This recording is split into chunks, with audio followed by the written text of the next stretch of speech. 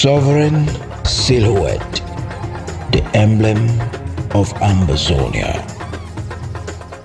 From the azure embrace of the Atlantic reflecting from the Ambas Bay, the iconic Fako mountain ascends with a silent, stoic grace, carving a silhouette against the sky. This towering sentinel is more than a geographical marvel. It is the heart of southern Cameroons, the stoic guardian of Ambazonia, a symbol steadfast as the unyielding spirit manifests in the unity of the land's 13th counties.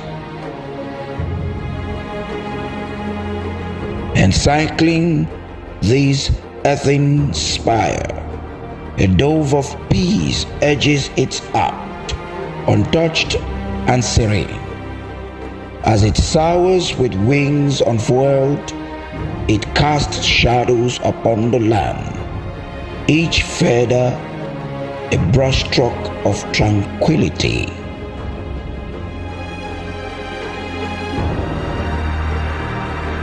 Against the canvas of the heavens, 13 stars glimmer, the celestial acknowledgement of each county's shared dreams and harmonious virtues.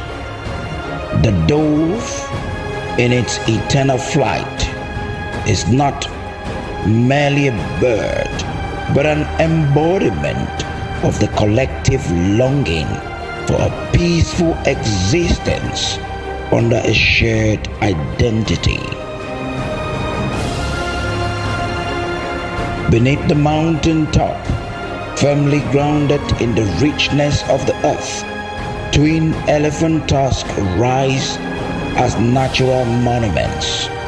Their arcs, regal and commanding, capture the noble essence of the land spirit animals. This emblem, this seal of Ambazonia, is no mere insignia. It is the beacon that illuminates the path to shared prosperity. It is an oasis of unity in a world parched by discord, a visual whisper of a nation's promise, echoing across generations. Every curve, every symbol within the emblem tells the story of Southern Cameroons, an epic scripted by the enduring strength and unity of its communities, each page imbued with the hopes and enduring spirit of its people.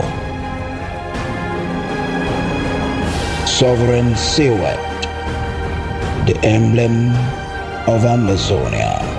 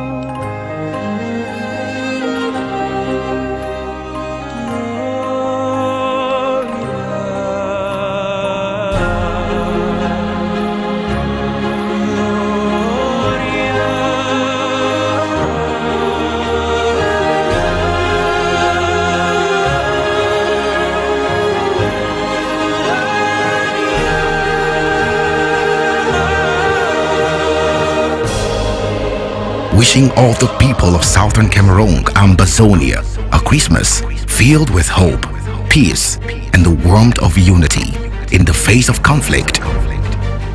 May the spirit of Christmas bring comfort to the prisoners of conscience, strength to the refugees, and courage to the Ambazonian restoration forces.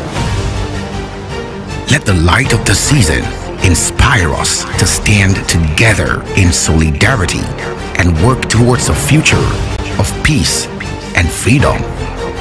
From ABC Amba TV, on behalf of the government of Ambazonia, may the message of love and resilience shine brightly in the hearts of all. Christmas of hope, unity in adversity.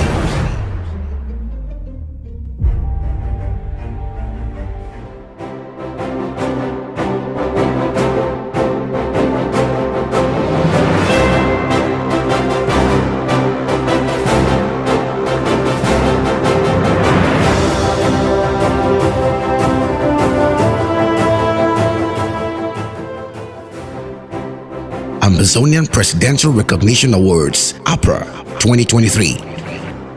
In the heart of Ambazonia, a new chapter unfolds as valor meets recognition. This is not just another evening news story, it is the dawn of a tradition that will echo through time. Join us on December 30th for a historic broadcast as we bring to you the first ever Ambazonia Presidential Recognition Awards, APRA 23. Beneath the indomitable skies of freedom, President Samuel Ikome Sako will honor our heroes, men and women whose pursuits for autonomy have become the lifeline of a nation. In a land graced by bravery, watch as we cast a spotlight on those who've sacrificed beyond measure. APRA 23 isn't just an awards ceremony. It is the embodiment of our unity, strength, and the unyielding spirit of Ambazonia. Ignite the torch of pride with us. Feel the heartbeat of a cultural renaissance, ready to inspire generations to come. APRA 23 aims to pave the path towards monumental accomplishment. Witness the extraordinary, be part of a legacy as we broadcast live from the first APRA, where the end of the year marks the beginning of a lasting tribute. For the people of Ambazonia, join us in embracing this journey, commemorating the guardians of the Ambazonian heritage and scripting the narrative for the Ambazonian future. APRA 23, a testament of resilience, honoring the soul of a nation. This December 30th, be there when history is made. Echoing with hope, Ambazonian Presidential Recognition Awards, APRA 2023, where heroes rise and legends are born.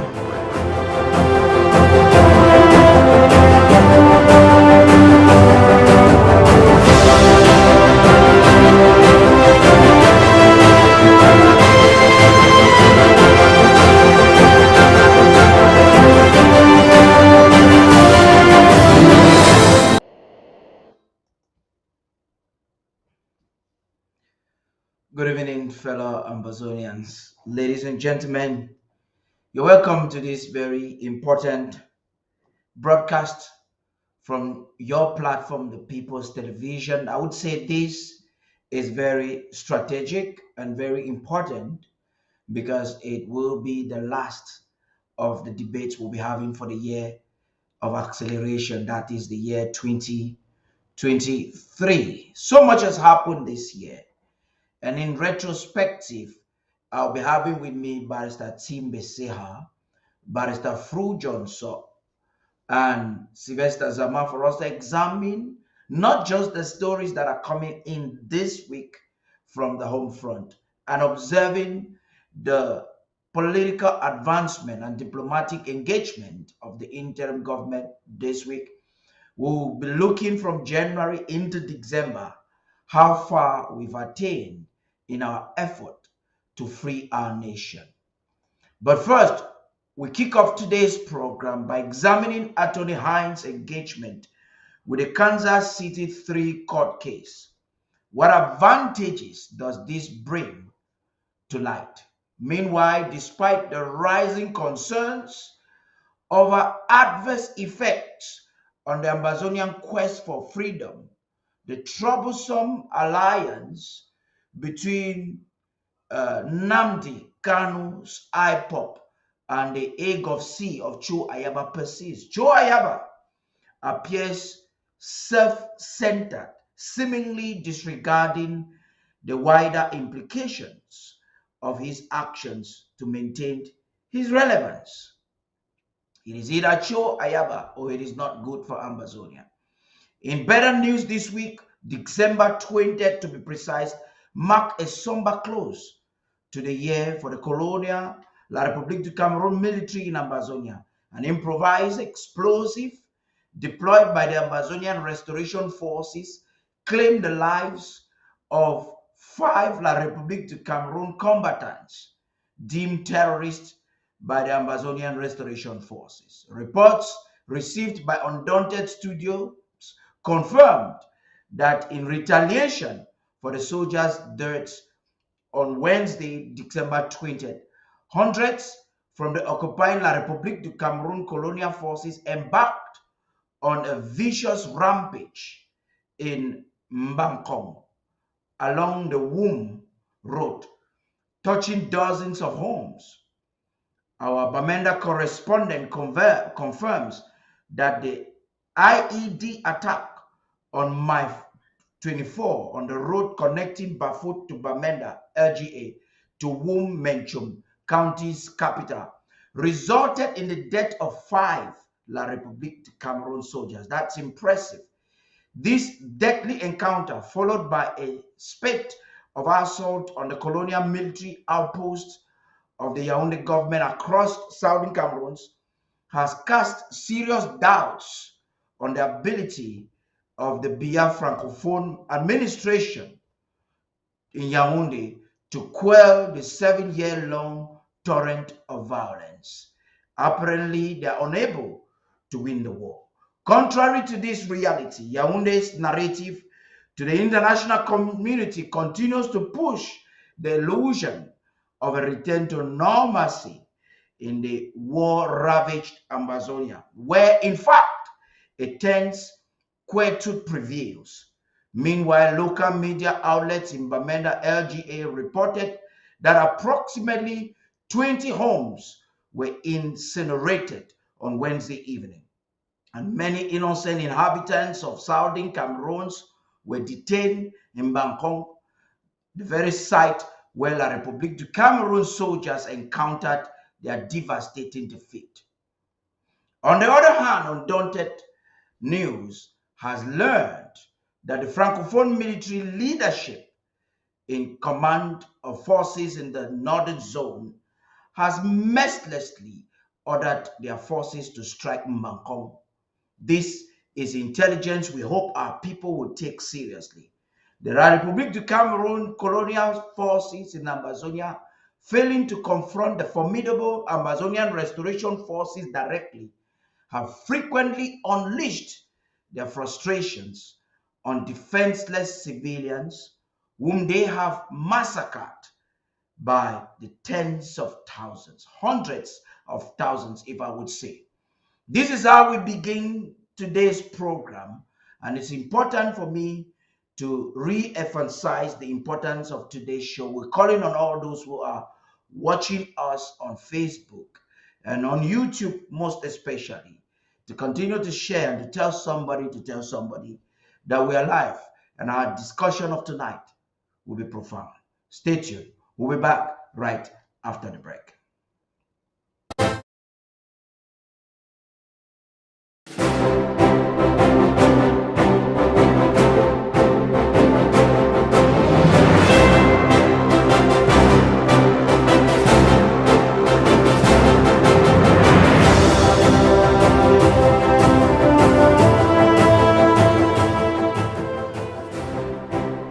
Ambazonian Presidential Recognition Awards, APRA 2023. In the heart heart of Ambazonia, a new chapter unfolds as valor meets recognition. This is not just another evening news story, it is the dawn of a tradition that will echo through time. Join us on December 30th for a historic broadcast as we bring to you the first ever Ambazonian Presidential Recognition Awards, APRA 23. Beneath the indomitable skies of freedom, President Samuel Ikome Sako will honor our heroes, men and women whose pursuits for autonomy have become the lifeline of a nation. In a land graced by bravery, watch as we cast a spotlight on those who've sacrificed beyond measure. APRA 23 isn't just an awards ceremony. It is the embodiment of our unity, strength, and the unyielding spirit of Ambazonia. Ignite the torch of pride with us. Feel the heartbeat of a cultural renaissance, ready to inspire generations to come. APRA 23 aims to pave the path towards monumental accomplishment. Witness the extraordinary, be part of a legacy as we broadcast live from the first APRA, where the end of the year marks the beginning of a lasting tribute. For the people of Ambazonia, join us in embracing this journey, commemorating the guardians of the Ambazonian heritage and scripting the narrative for the Ambazonian future. APRA 23, a testament of resilience, honoring the soul of a nation. This December 30th, be there when history is made. Echoing with hope, Ambazonian Presidential Recognition Awards, APRA 2023, where heroes rise and legends are born.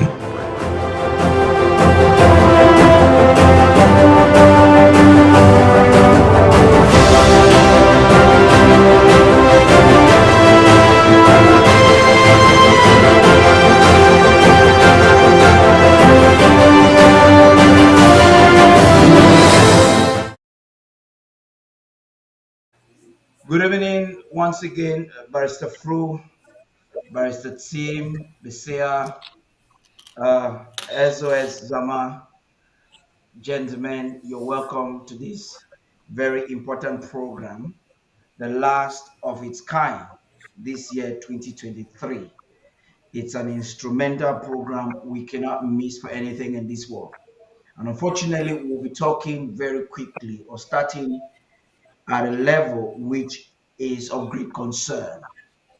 The so-called or alleged or apparent alliance, which I call the troubled IPOB AGOVC alliance, persists, and we are seeing atrocities happening within the border territory, and there could be some negative impact on this, precisely on our displaced persons who are seeking for refuge in neighboring Federal Republic of Nigeria. We have spoken about this a couple of times, but I'd like us to look at it again from a holistic perspective.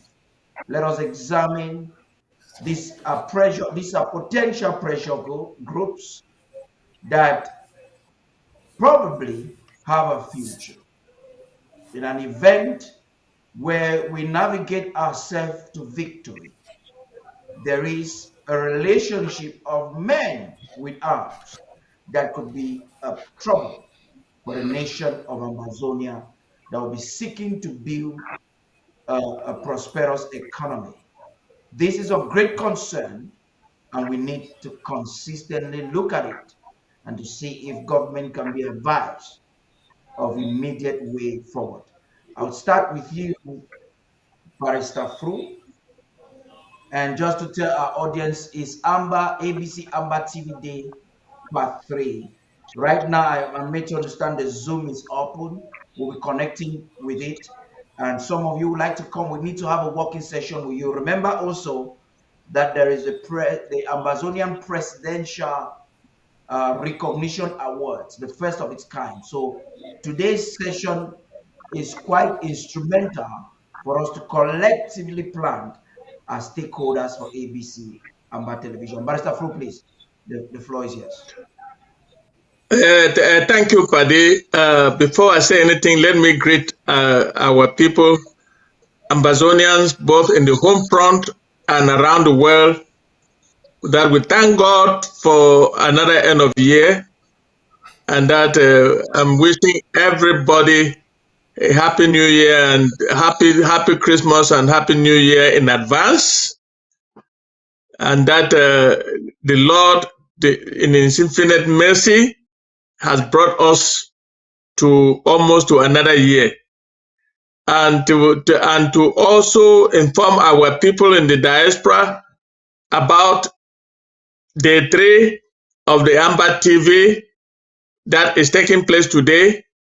And once again, I call on all of us to dip our hands in our pockets and see how we can keep this media space working for our struggle.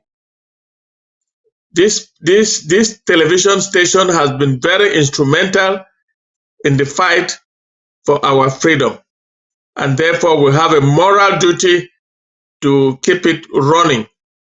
And I will associate myself with today's meeting. After this, at the Zoom meeting, that we will get together and continue to support Amber TV, ABC Amber TV, so that it continues to play the role that has been playing, and will still be playing until now. Thank you very much, Paddy. Thank you very much, Barrister Mbesa, please. Thank you, Paddy, for giving me the opportunity.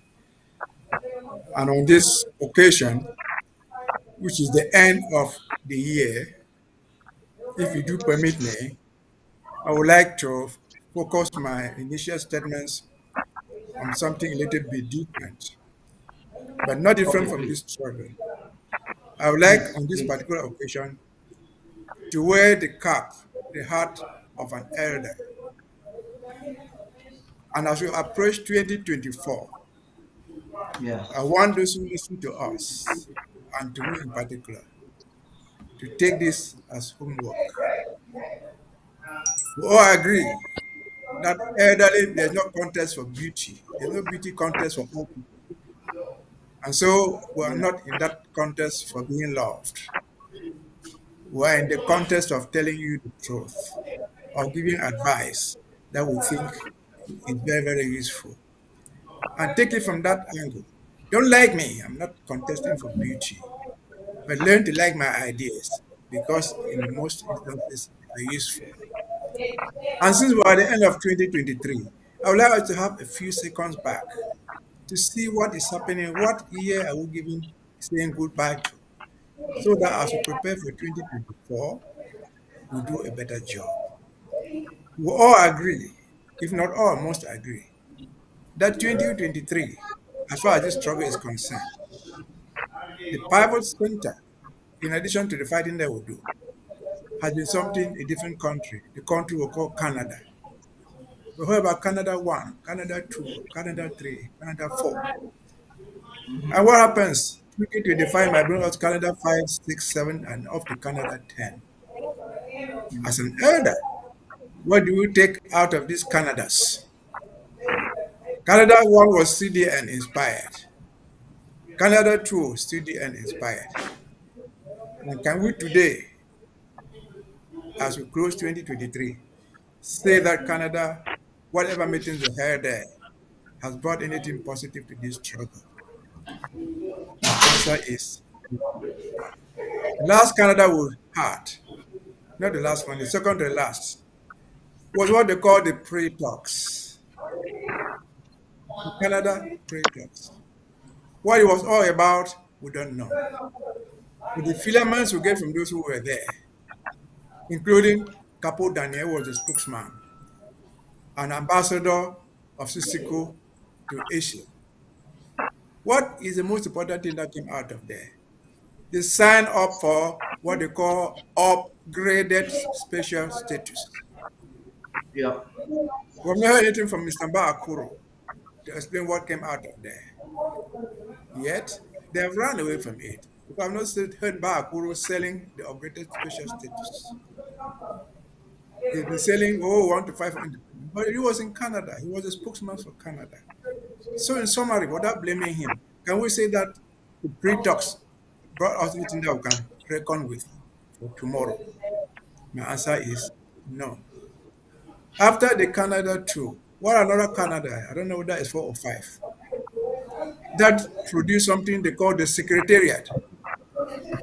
Another government was supposed to have and put in stuff, money, and do all type of things. Yes, the Secretariat was 2023. Is he still alive? We don't know. It's probably dead. But why has Canada 2, Canada 3 failed? It has failed thanks to our own selves, to our own people called elder. I really, but it failed because of the foresight. Those elders did not realize that in terms of war, we will make peace. People don't elect the peacemakers. People don't go to ground zero and choose fighters to come and make peace during war. So once you get something that people will invite you from ground zero, call it a Takumbe woman or whatever thing, it's a recipe for failure. It failed because our elders who stood in front missed the point. Maybe they are very old, but they have never understood Yaoundé.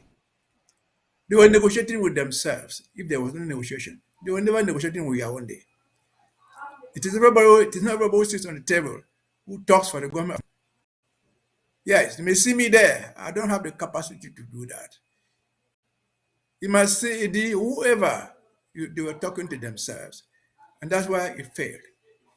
The same thing happened to Mr. Sisiku when he was talking to Mvolie. He was not talking to the government of Cameroon. He was talking to enquêteurs, investigators to get information from him. This is not to blame them. It's for us to learn as we move on. And finally, going forward in 2024, what do we learn even for these people who were there? We learn people who became experts where they were never experts. We got our own brothers and experts, the Sama Thomases, who knew nothing, but they thought they knew everything.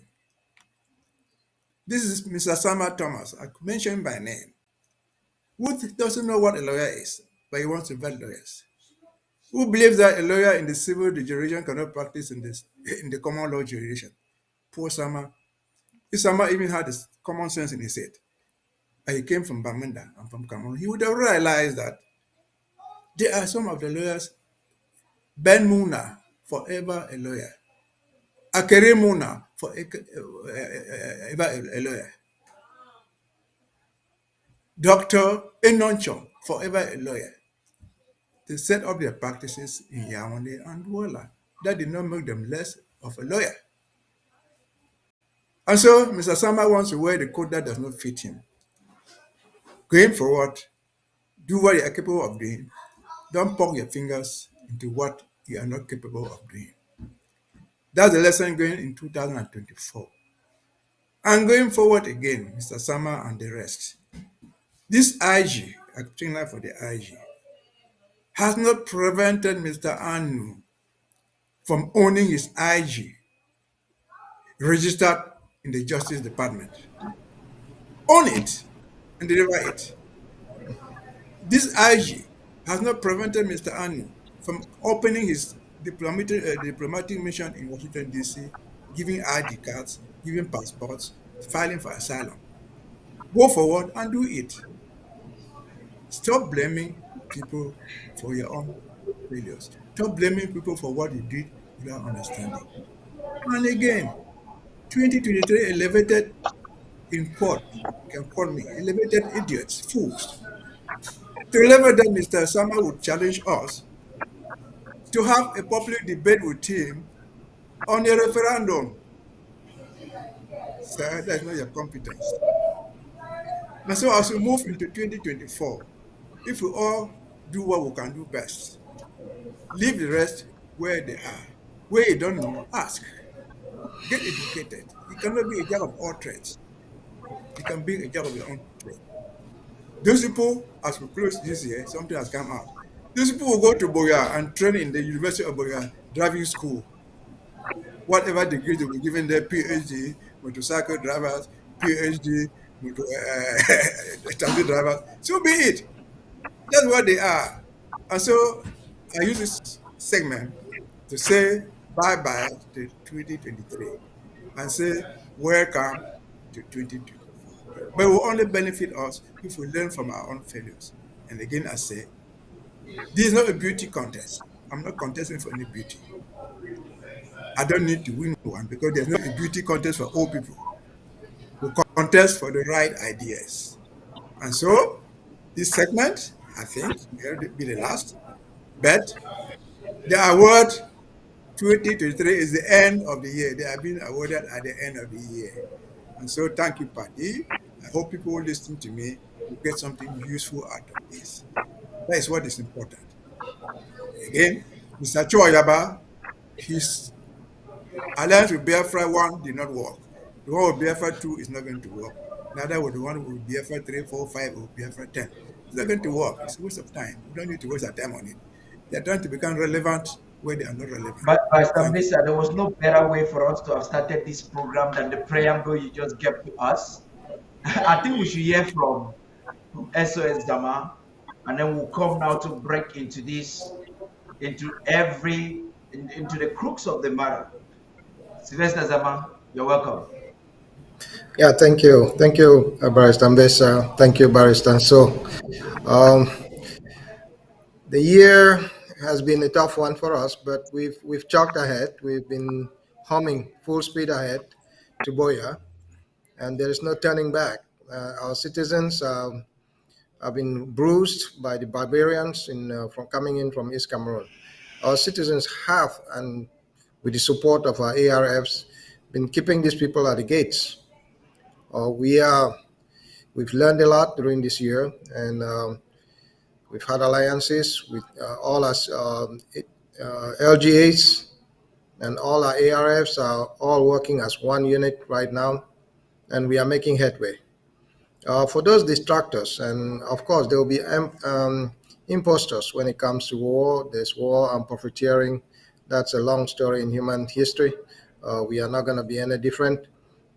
We are just asking our citizens to stay, put their eyes on the prize and be focused, and we'll reach Boya sooner than later. 2024 is going to be even a brighter year coming to us, as we've garnered a lot of skills, and our soldiers are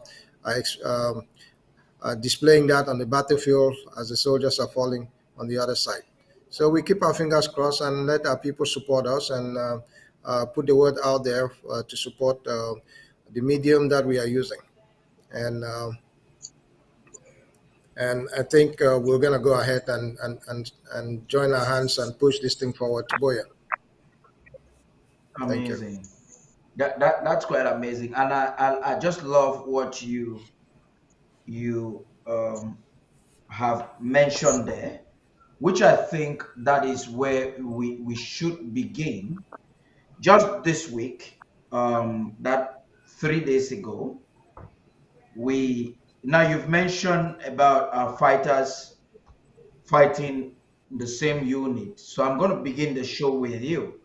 But before that, I want to go through this report that we having.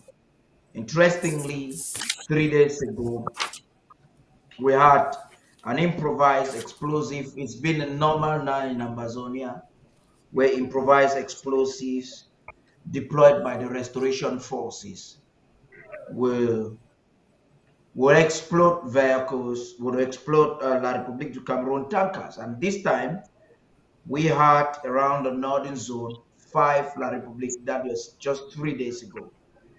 And in retaliation, the colonial forces are creating mayhem on the civilian population. First of all, brief us on the tactical approach that you're employing, which seemed to help us get to to these levels. You're talking about cohesion, but we have just received audios. I don't want to mention in details, but if you want to, these are still some of the wrestling that's happening. Perhaps it falls on the profiteering that you mentioned.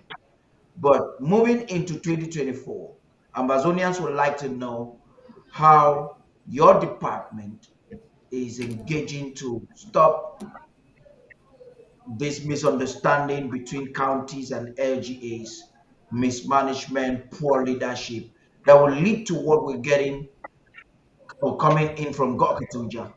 So link what we've received now and to that. How do you think this can be reduced at least to a minimum, not to 100%?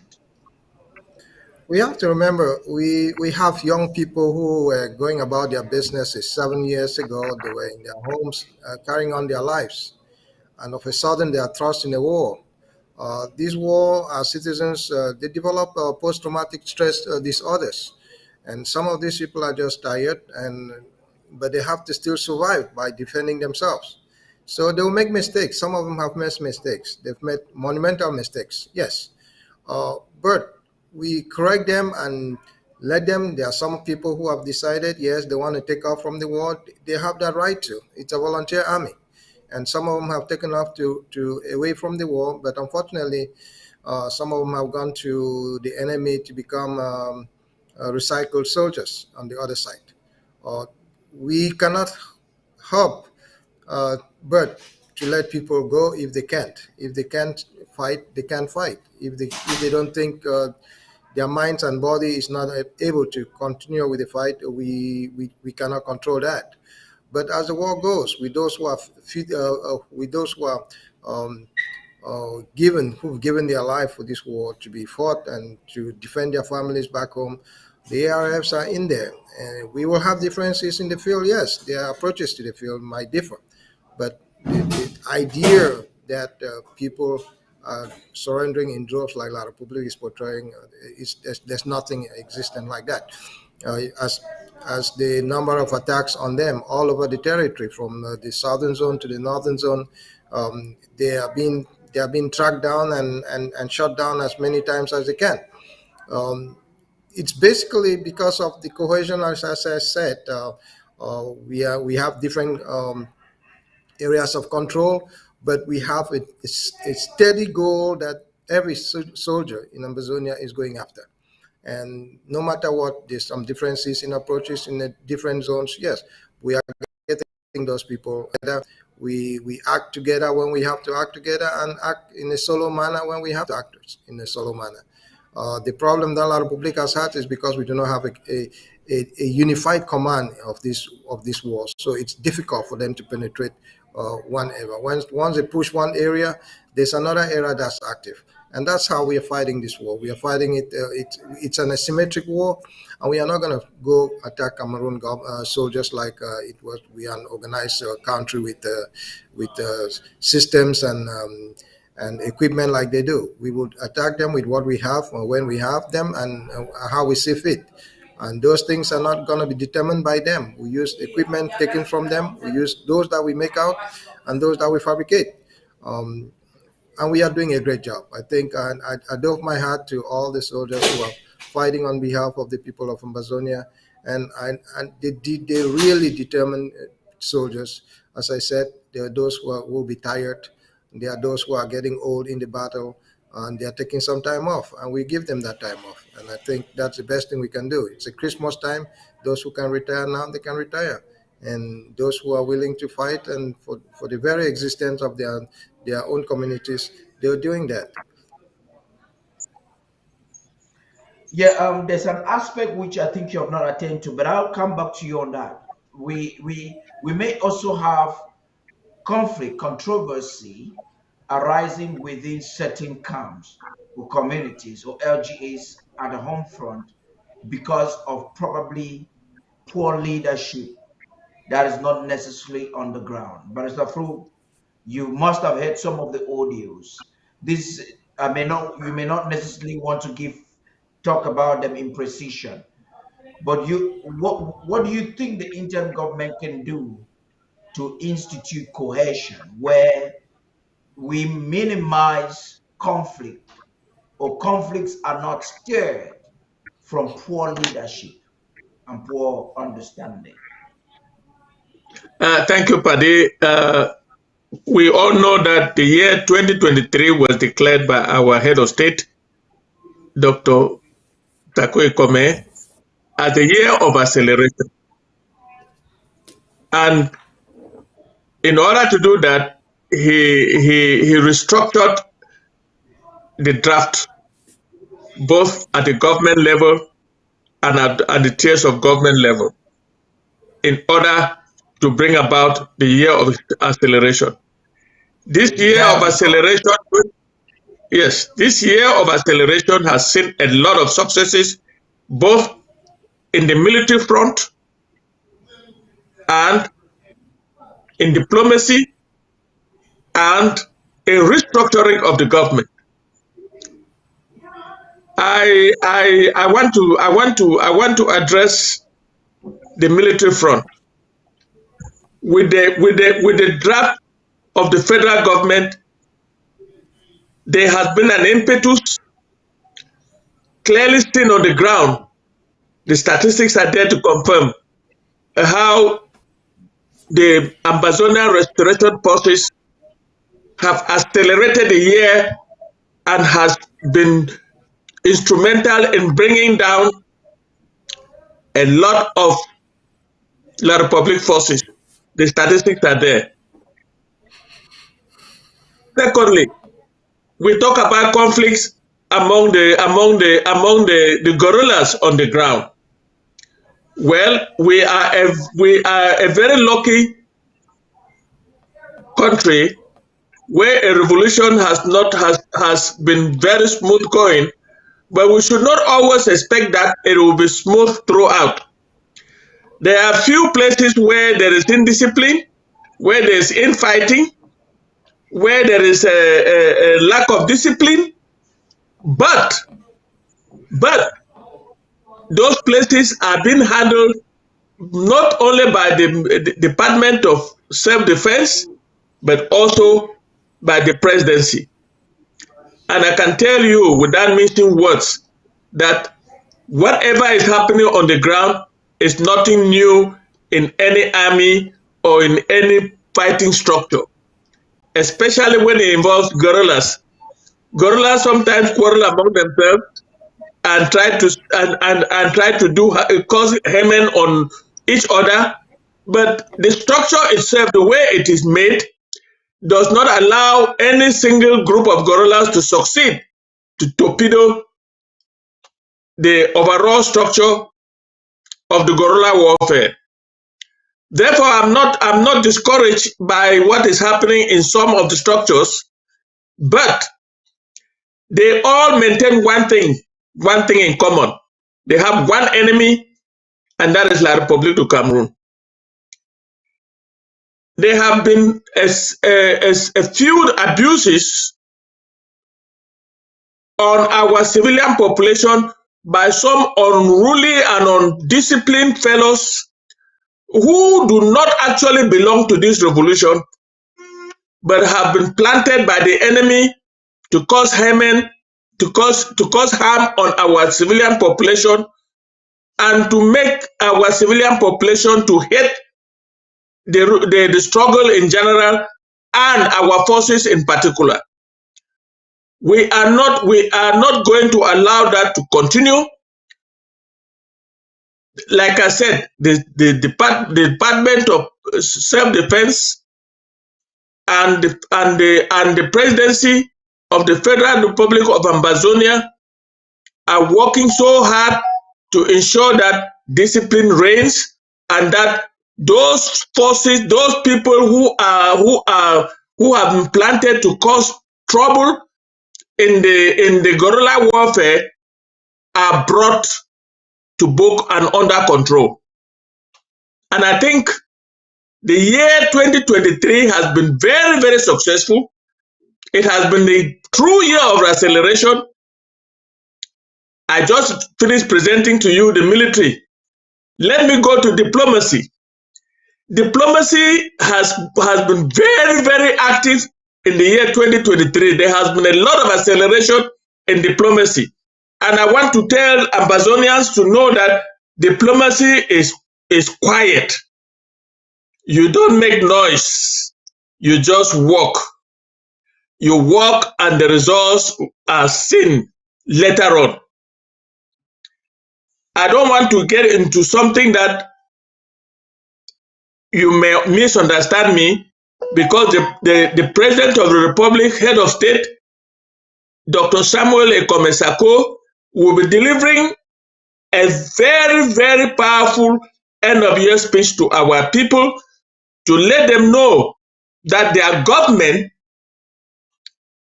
has been working very, very hard in the year 2023 and will continue in 2024 till we get to Boya. That speech is being awaited. Number two important events took place, number three rather, two important events took place in 2023.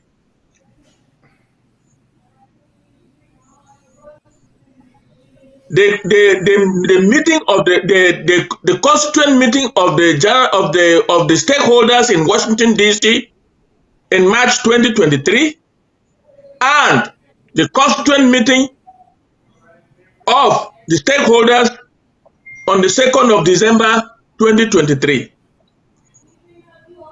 These two events, the first one laid the groundwork for what happened on the 2nd of December 2023. We are now a full government. The question of interim is no longer in our vocabulary. Let Mr. Anu and his friends, the Mariantas, the whoever, keep your interim government, keep your embassy in DC of the interim government, keep whatever structures you have put together, and let us make let me announce to the world that what you are doing has nothing to do with the Federal Republic of Ambazonia, the Southern Cameroon's government, which is now been fully installed. The government that John Poncha and EMM Ndele left has now been fully installed. And you can do whatever you want to do. You want to fly, you want to do ever, but we now have a government, and that government will be negotiating with other governments around the world. That is what we call the year of acceleration. It was planned since December last year by His Excellency, the President of the Republic, Head of State, Dr. Samuel Ekomesako. And we have lived up to that year of acceleration. Let me go back a little bit to the military. The counties and LGAs have done their work, because during the draft, we saw what those that came out to draft, and we were drafting cash. There was nothing like drafting to pay later. No, it was cash and carry, and the difference has been shown. You can I take a simple example of the Indian county. The Indian county that has problems in its political structure has been very instrumental in the year 2023. They carry out operations that none of us ever expected that they will carry out. They carry out operations in Mondemba and beyond, and there have things been very active, and I can tell you that Indian County is under control. It's under control. We may not have the boats, the ships, like La Republic, our enemies have, to come to our territorial waters and do whatever they're doing, but on land, Indian, nobody can say our soldiers, our guerrillas are not doing what they are supposed to do. And to crown it all, If I listen to that speech well, on the 7th of December, when the president was signing into law the restored structures of the government of the Southern Cameroon, he made a statement upgrading our Ambazonian restoration forces to the full army of the Southern Cameroon's Ambazonia. I'm sure that the speech on the 31st of December is going to explain and put together what it means to have an army. It doesn't mean that we will stay away from guerrilla warfare, because we are not yet capable of having a regular army, but the army would now be reinforced, and it will become an army of the Federal Republic of Ambazonia, the Federal Republic of Southern Cameroon's Ambazonia. Therefore, this year, as we enter 2024, is going to be an important year, because we will continue with the acceleration and ensure that, God helping, a few countries will recognize the government of the Southern Cameroon's Ambazonia. And that is what 2023 has given to us. Paddy, let's not be carried away. We will always have a little bit of misunderstanding among the forces. But with discipline, as the army is meant to be disciplined at all times, will be brought to bear on any army structure that is trying to make noise, like we are hearing. It is nothing new.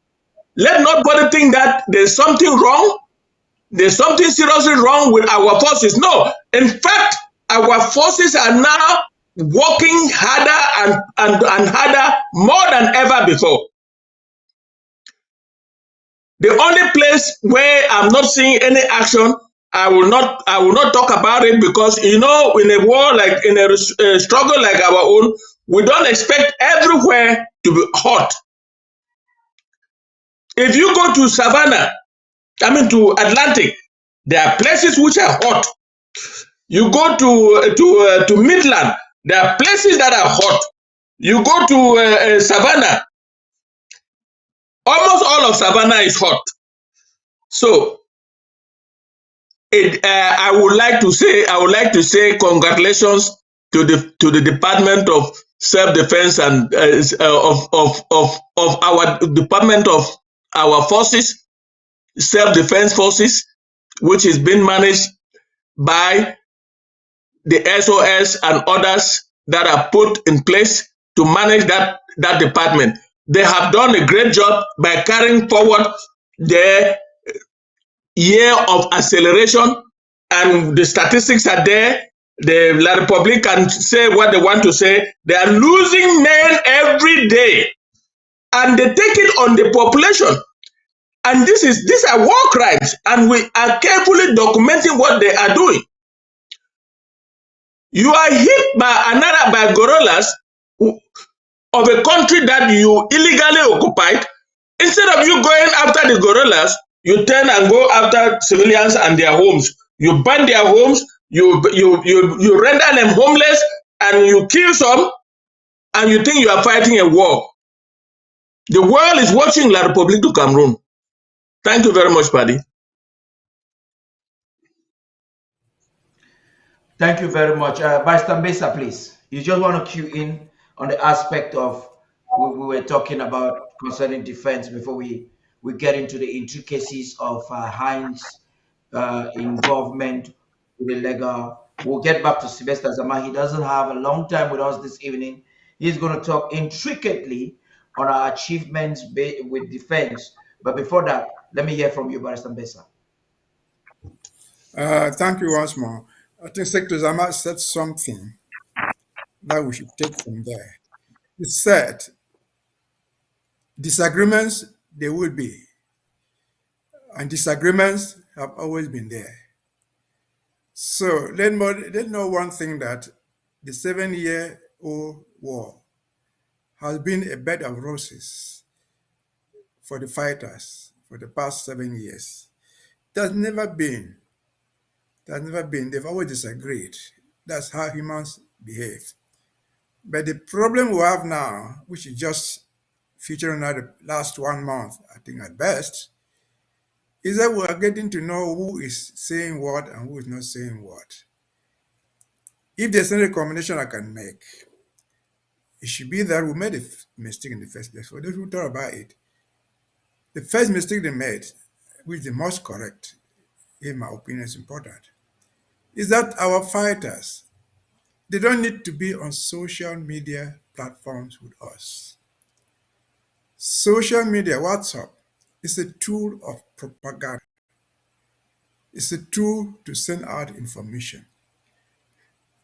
Right and wrong information go through that. I put any rubbish out there, somebody will forward it, the other one will forward it, and will get to everybody in the world. And so that is propaganda information. So our fighters, if they need a forum, if they need a social media platform, it should not be where we are. It should be where they are with their commanders and themselves, where their differences can be ironed out. It should be a restricted forum without us knowing it. How do we know all what is going on now? Because somebody is forwarding it on ABC TV, forwarding it everywhere. We would not have known if the thing were not sent out to us. And so that is the important thing. Those who created that forum and included them there, I would advise they take them out. If they need a forum, it should be a forum for themselves with their commanders, where all their differences can be ironed out. There's no problem that cannot be solved. They will iron them out without us knowing it. For example, 3-4 years ago, Ayeke had all these difficulties with Field Marshal the Red Dragon. I mean, I saw it on social media. I saw it there. Finally, Ayeke died. I mean, I saw it on social media who killed him. He was not there. So they can manage their own problems. And because they are human beings, they are going to make mistakes. The important thing is correcting themselves where they go wrong. And you not self-correct. Somebody will be there to guide you. Secretary Zama will be there to say, look, brother, you did not do this rightly. Or somebody else. That's how we correct ourselves. That's how we put every right wrong. And that is the way we should go. Anything other than that is the recipe for failure. Again, this is a guerrilla war. We have not seen in any guerrilla war in the world where we have a battalion of guerrilla fighters. We don't have battalions, we don't even have companies. We have strategic attackers. We have snipers, which is what we need. We don't need 200 people to bring down an armored car. We don't even need 10 to bring down something. And so as the fight progresses, we're on the right track. Those who think that we're not winning are making a mistake. The enemy is in disarray. They're in disarray. And let me give you one example that just occurred yesterday. It was not a fight. For the first time they tried to organize a meeting of a certain duo in Menji there in Libya and forced themselves there. And what were they telling people? They said, no, we just want peace. We don't want to fight. No more fighting. We just want that to be. Just tell all your mind. We just want peace. And at the end of the day, what did they do? They contributed money to give the attendees. Just take this money and go and buy a Christmas chop. And they walked away. Why were they not fighting?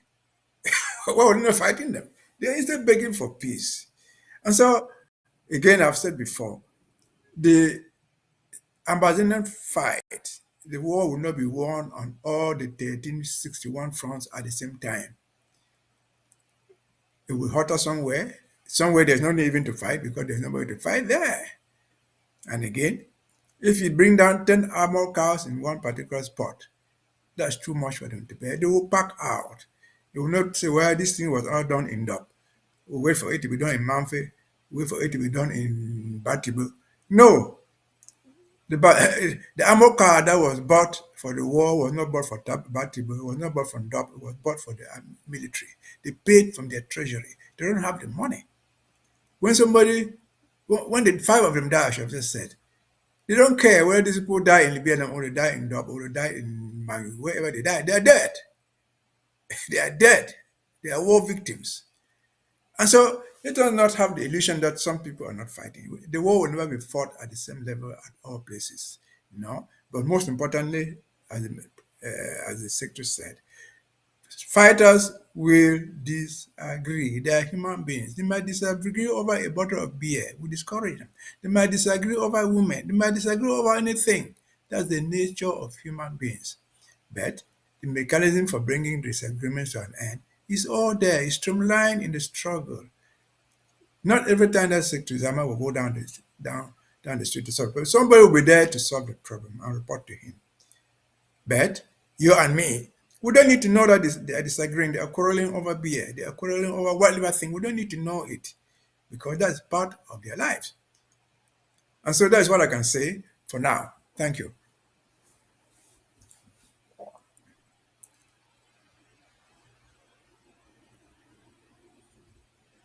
Over to you, Paddy.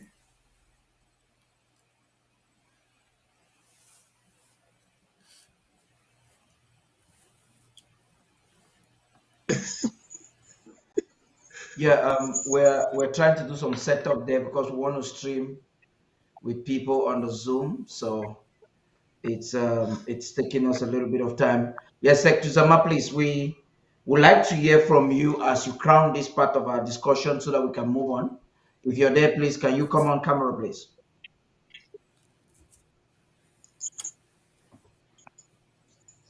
Okay, while we're waiting to see if Secretary Zama is still there, and we'll see if we can bring him on camera.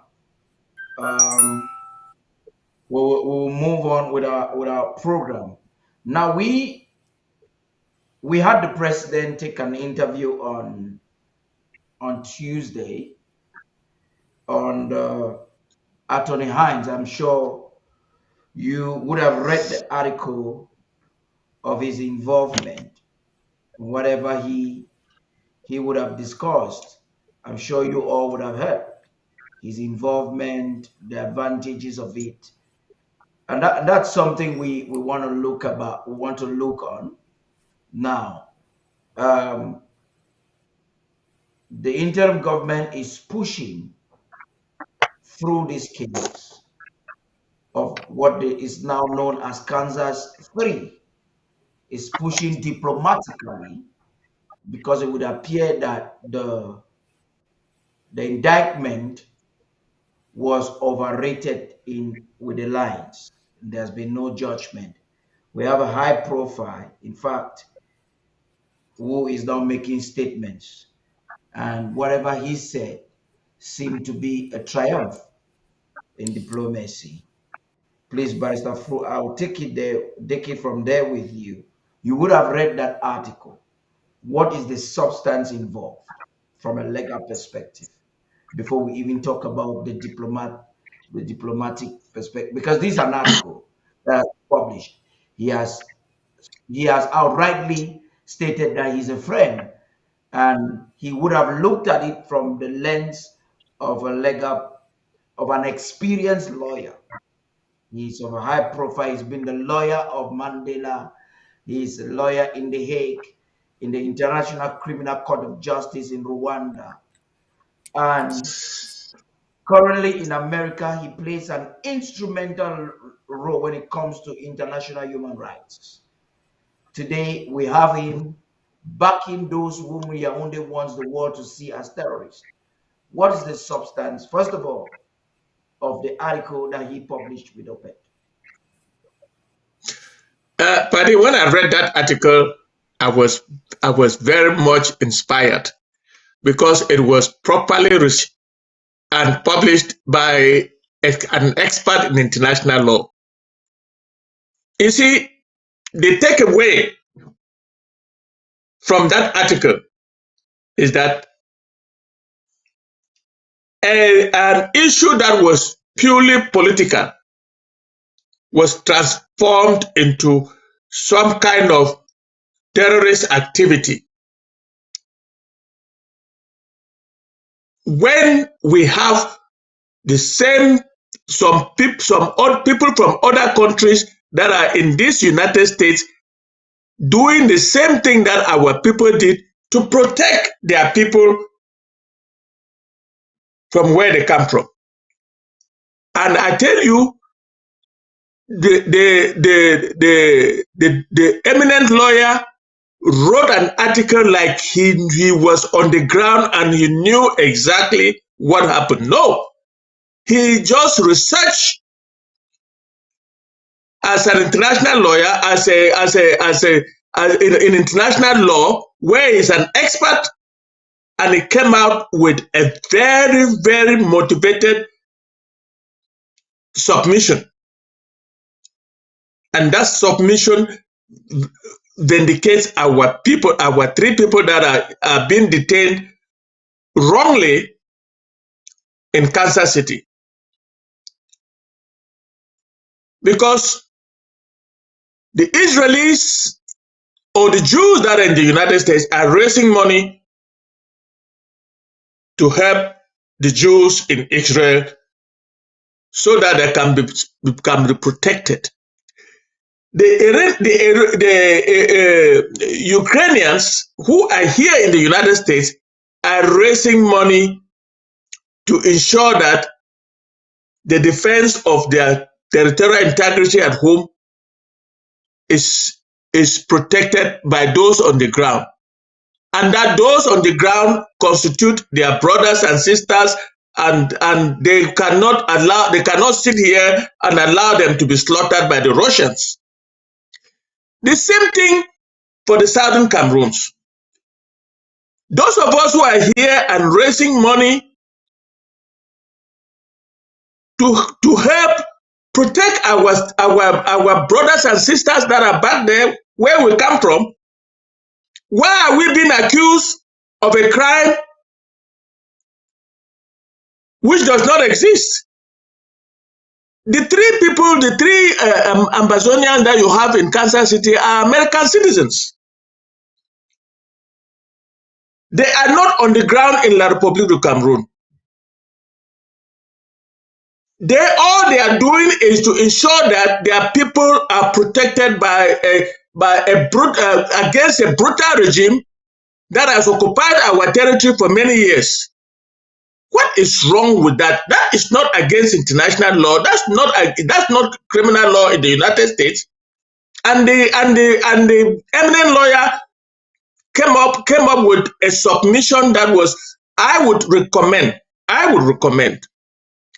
that our government do everything.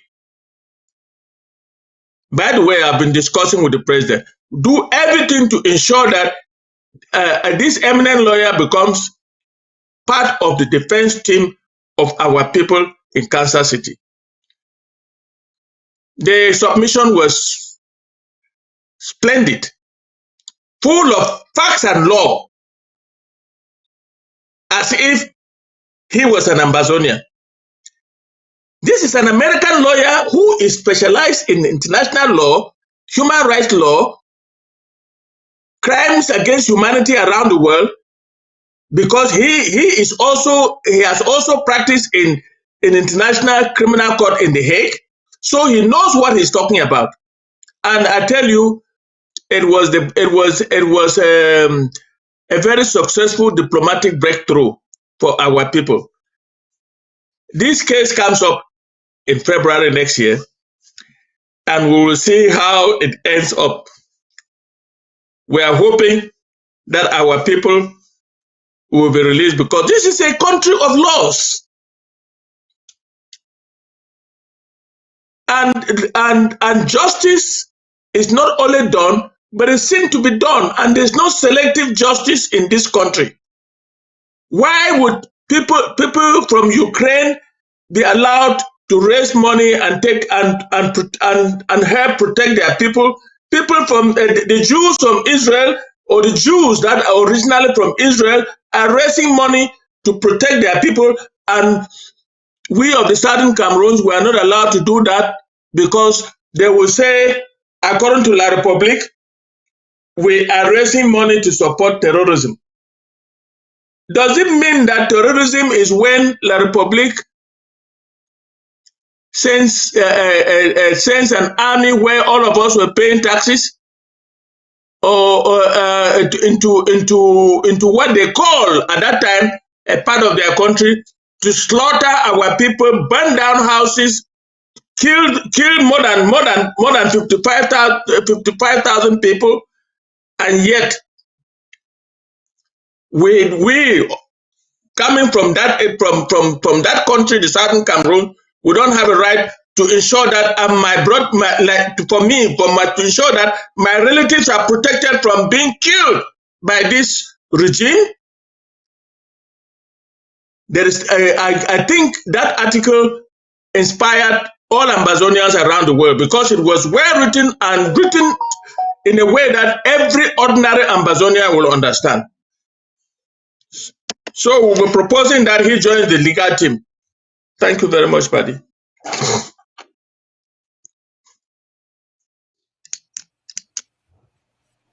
Yeah, thank you very much, Barrister Fro, We are hearing for that sound. instrumental input there. Let's hear from you, Barrister Mbesa. I think the Kansas tree, there's a lot to learn from it. If these people are being charged for terrorism and they are being charged for terrorism, they are before a federal court in the United States. The United States recognizes two types of terrorism: domestic terrorism and international terrorism. The terrorism for which the people are being charged was never committed in the United States. It's allegedly committed abroad somewhere else. That's international terrorism. Who defines international terrorism as far as the United States is concerned? It's not the Justice Department which charges people in court. No. The American government, the federal government, because it's dealing with foreign countries, must first determine that what is going on in that foreign country is an act of terrorism. If the State Department has not declared what you are doing there as being terrorists, you cannot be charged in the American court for acts of terrorism committed abroad. It cannot happen. So legally, it's just a question of time. These people are going to be set free for this fundamental error. They did not commit any crime, terrorists in the United States. If the Republic of Cameroon thinks that you or me or they, the Kansas Trade, committed any acts of terrorism, the procedure is clear. This is charge them for committing acts of terrorism in their own courts. But they know that they are in the United States or they are abroad. Charge them in your court first, then seek extradition from the country where they are. See where these people have committed acts of terrorism. And that country will determine whether what you are claiming to be terrorism was ever terrorism. Otherwise, your indictment and your seeking for extradition would fail. And so that has not been done. It's not for every CIA agent, FBI agent, to write, I was told that you collected money to do this. No, that's not how it is done. It is going to fail, and it will fail woefully in court. So what the gentleman wrote, which was a very sound legal opinion, is perfectly on all fours. For, as he said, and as Basanso has emphasized, the American is the hope of liberation movements around the world. They recognize the ability of a victimized people to raise money for their own survival, to help the people back in their different homes. Does America not know that bombing a hospital, for example, is a crime, internationally recognized? Yes. But can the American government today, 2023, December, charge Netanyahu for bringing down hospitals in Gaza, for killing children whom they say, well, it was a misfire? They know those things. And so Not having done that, I'm sure the prosecutor who charges our Kansas 3, did not understand the history. As the history goes down, as the things unfold, he's going to find himself not able to prosecute the case of terrorism against our people. They have committed no acts of terrorism in a way. All the money transfers that they did here were done legally through the banks. They didn't carry money, cash in their pockets to go and do something. They pass it through the banks. We're not fraudulent. The accounts are legally there. And so to charge them for terrorism, international terrorism, because international terrorism is just a joke. If that were to happen, every dictator in the world would turn around to America where people have taken shelter and charge them for being terrorists back in their unwanted country. And so I think that opinion was so sound. It is important, very important, not just because it's sound, but because it has come from somebody different from ourselves. If you and me are the ones saying, oh, that's what they're saying to defend themselves. But this has come from somebody, not one of us, but an expert in the field. Even if he doesn't come to court as a witness, as a defense lawyer, that is article can and will be tendered in court as expert, as evidence for the court to be clarified with what is going on. I can only guess that the prosecutor, the investigators are able to read that article and see where they are coming from and see where they faltered. And so that is a good article. It has to be exploited to the best of our knowledge. If it is possible, we'll get him in court as an expert witness on terrorism, and that will clear the thing. But even without that, I'm very convinced our people are going to be free.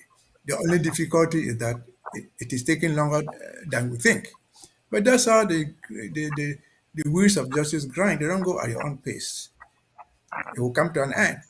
And if I'm right, I'm sure in most federal cases, if you are kept under detention for and at the end of the day, you are exonerated, you'll be paid for what you lost in detention because it was not your own.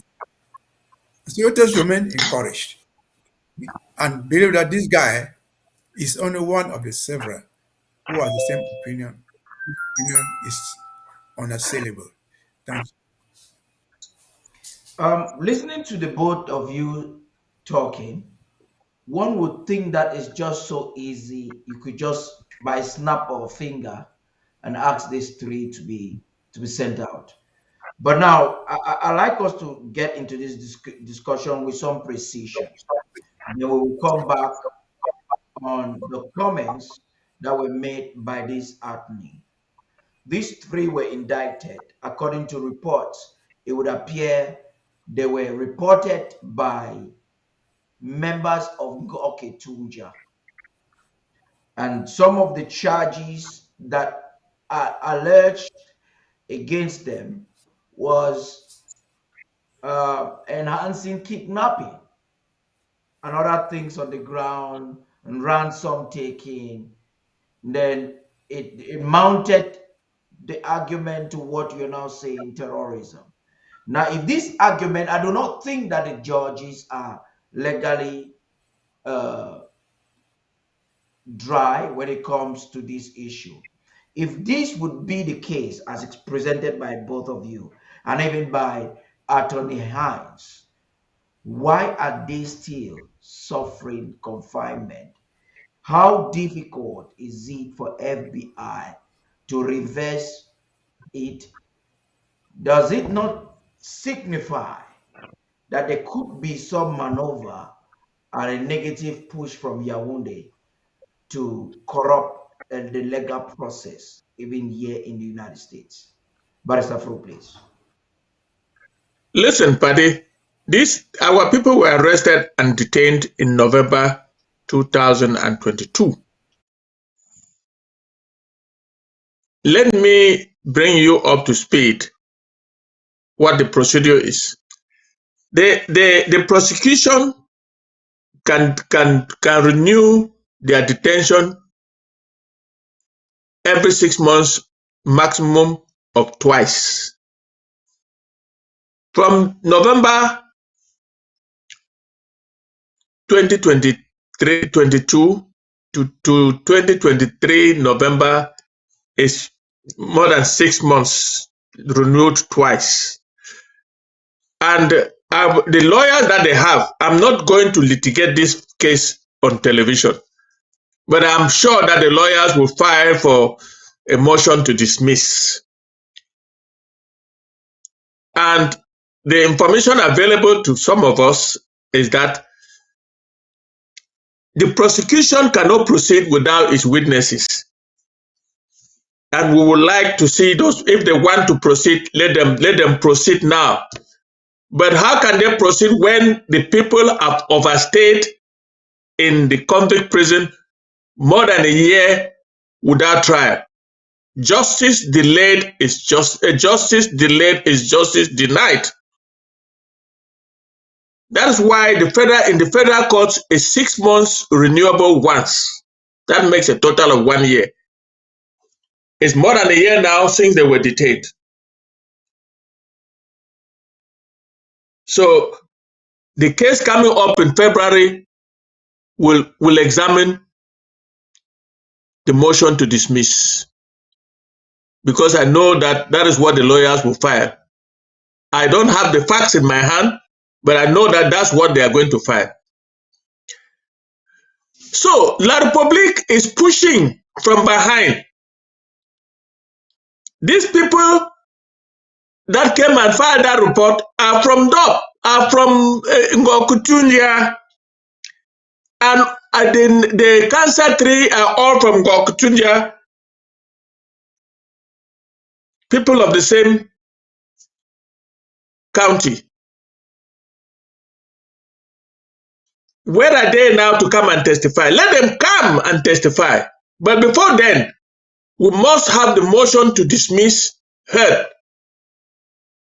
because it is more than a year that it is unheard of in any federal court in the United States that somebody is detained for more than a year without trial. And that has happened to our people. So I am, like my senior colleague said, we are expecting a dismissal of this matter in February. I don't want to go any further. I don't want to litigate this matter on television, but that is the way I see it. Pastor Mbisa, please. Let me say this. To your main question, can we assume that there's some pressure from the government of Cameroon behind all these things? My answer personally is no. Absolutely no. Why? So do you think Cameroon is working with their proxies or something? Is using their proxies to do it? That is what I'm coming to. That's what I'm coming to. In my earlier opening statement on this debate, I said most of the time we don't recognize what is Cameroon when they act. We don't recognize who is Cameroon, who will act with them. The events are alleged to have happened in Ngo-Kutunje. The county in Ngo-Kutunje, or the division, or whatever thing they call it, is not Cameroon government. You recognize the act of Cameroon government if a complaint was filed by the Ministry of Justice through their Ministry of Foreign Affairs. None of us come and say, I'm sitting for government, is sitting for government. They will try to take advantage of that, but they are not acting on behalf of any government. I'm not sure that the Minister of Justice in Cameroon, not the Minister of Foreign Affairs, what do you call that thing? The Minister of Territorial Administration, Mr. Tanganji, even knows where the county, the Kansas County Court is found. Talk less of me about the judges. They have no idea, but they try to take advantage of this. The other thing the mistake that was made, it was not made by our people, it was made by the prosecutors, by the investigators. But everybody, the complaint came from American citizens, probably from Ambazonian. But they have the right to make a complaint. It's not every complaint that is made that the prosecutor must take it to court. You can hear your complaint and say, no, this is not the thing I should take to court. What the investigator would have found out, which I'm thinking failed, was what is going on in Cameroon. What has Cameroon government said about this? What has the American government said about this activity, if they are true, going on in Cameroon? You would have realized that in the state, for example, they know of, through the embassy, they know of the so-called kidnapping of Cardinal Tumi. It's written there in black and white. They did not classify it as terrorism. And so where do you come from with this? But they take the thing to court anyway. The reason we should take home is it will require a court order for them to be free. A court will dismiss that action somewhere. It must be a court order, now that it's in court. Though the court process is slow, it will be through the court because they are already in court. It's not something that President Biden can order the court to set them free. That President Bob here can say, send my enemies to jail. It doesn't work like that in the United States. So, to your question, whether the Cameroon government is pushing through the process, is a lie. I don't think they are pushing. I think they're looking for a way to hide. They're looking for a way to escape. Even though we hear Mr. Salah, who doesn't know where the case is, claim that he reported the matter. He just wants to make his own fast money in the pipeline. And so, I think I'm very convinced that with the knowledge that we have, and the prosecutors, with the knowledge that now that they have discovered it impossible for them to prosecute the case, the present case that is before the court, charging these people for acts of terrorism, for contributing money to help their people. That's what is written there in black and white. It has turned out, factually, that they contributed money, but was not raised by arms. They contributed money to help the needy in time of war, in time of crisis. So where is the terrorism there? It will not stand. It has not stood. It will not stand. It's a question of time. These people will be freed. And as I've said, to the best of my knowledge, if you are charged in the federal court in the United States, where you have 10, 25, or whatever number of adjournments, and you are set free, you are discharged and acquitted, the federal government pays you for the time that you were illegally detained. That's what it is. That's my understanding about it, and I believe I'm right. Thank you.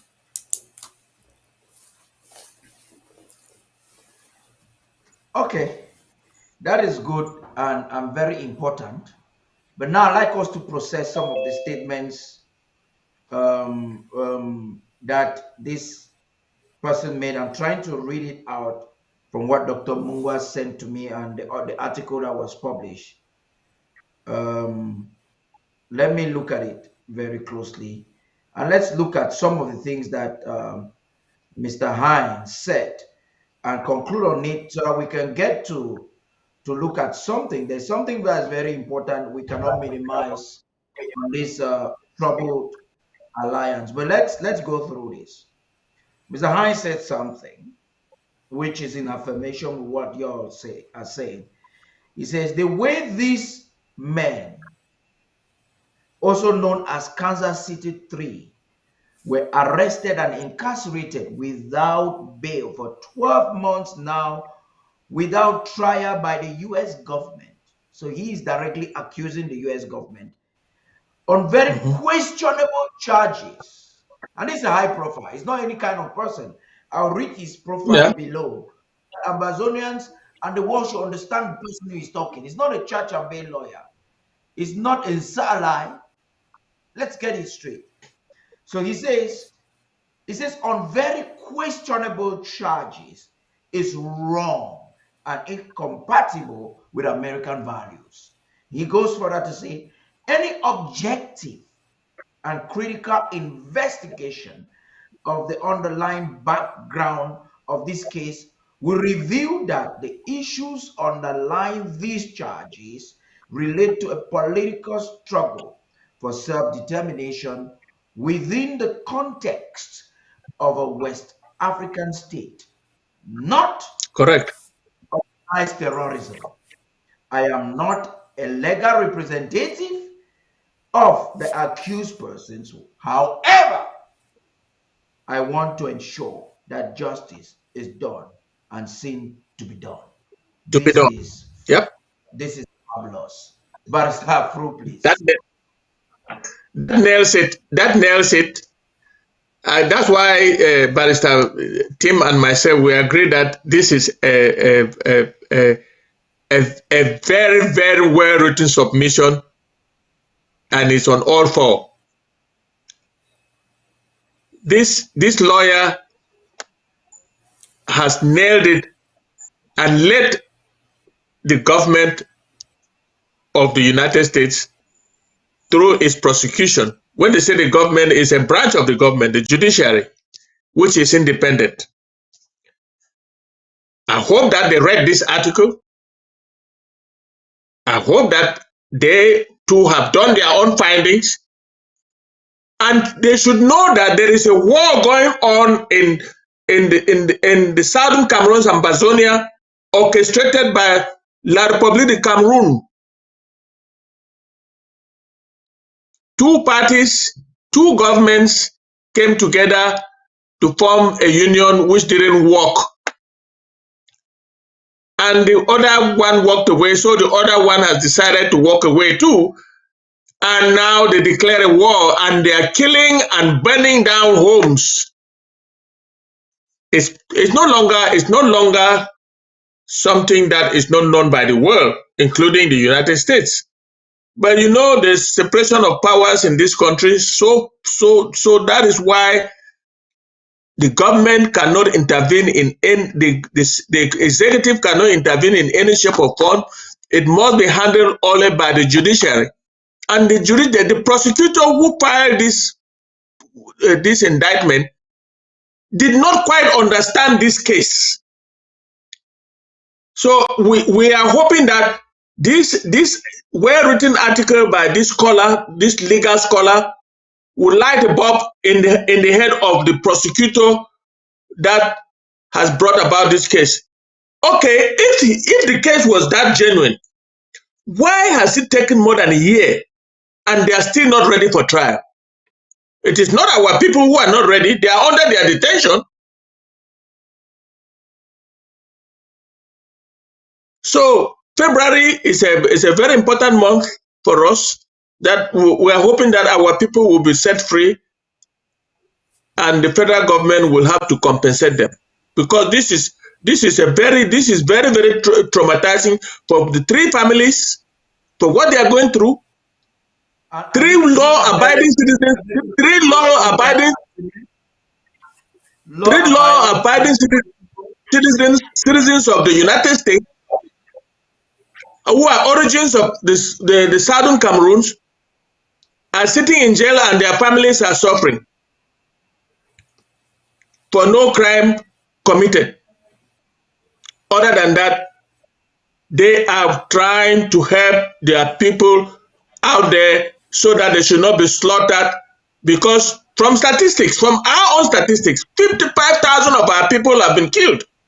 Does that mean anything to anybody? Yeah.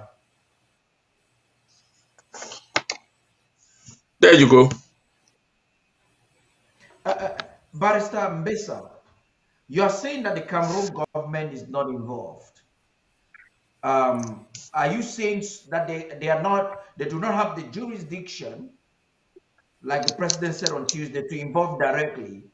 Do you think their mafia system is not involved? They are the Salai, who possibly is creeping himself within our system, advising people to file him, because that case only got to court because somebody filed it. And if so be that they are not involved either directly or indirectly via their proxies, why do you think there will be a delay in the prosecution? In fact, prosecution has not even started. Why could there possibly be a delay? It's a major concern. And now, for you to have it to call it a major concern, we must first understand how, in practice, the courts work. Yeah. Once a case is in court, there are many things that can happen. For example, your case can be fixed for today. I go to court, the case will not proceed. Maybe because the judge is sick, maybe because he has something else. That's something beyond his own control. So the matter will be adjourned. But let us look at it again. Of all, despite all the importance that Salah claims to have, he has been here for a long time. He purports to practice in California. He has not been able to file a criminal case against the Ambazonian. He has struggled with civil cases just to turn around to Yaoundé and get some money. So to say that Salah did or this or did not do that, I will not buy it on the face of it. He did not do it. What I guess is that the prosecutor, the agent who investigated matter, did not understand the magnitude of the problem. He did not. And in the federal system, the prosecutors, they get promoted by a number of cases, they win. So he might have thought, I think I'm right, that this is one of the cases where you can just come out to the point and say, okay, go and plead guilty, we'll give you probation. And then that would be over.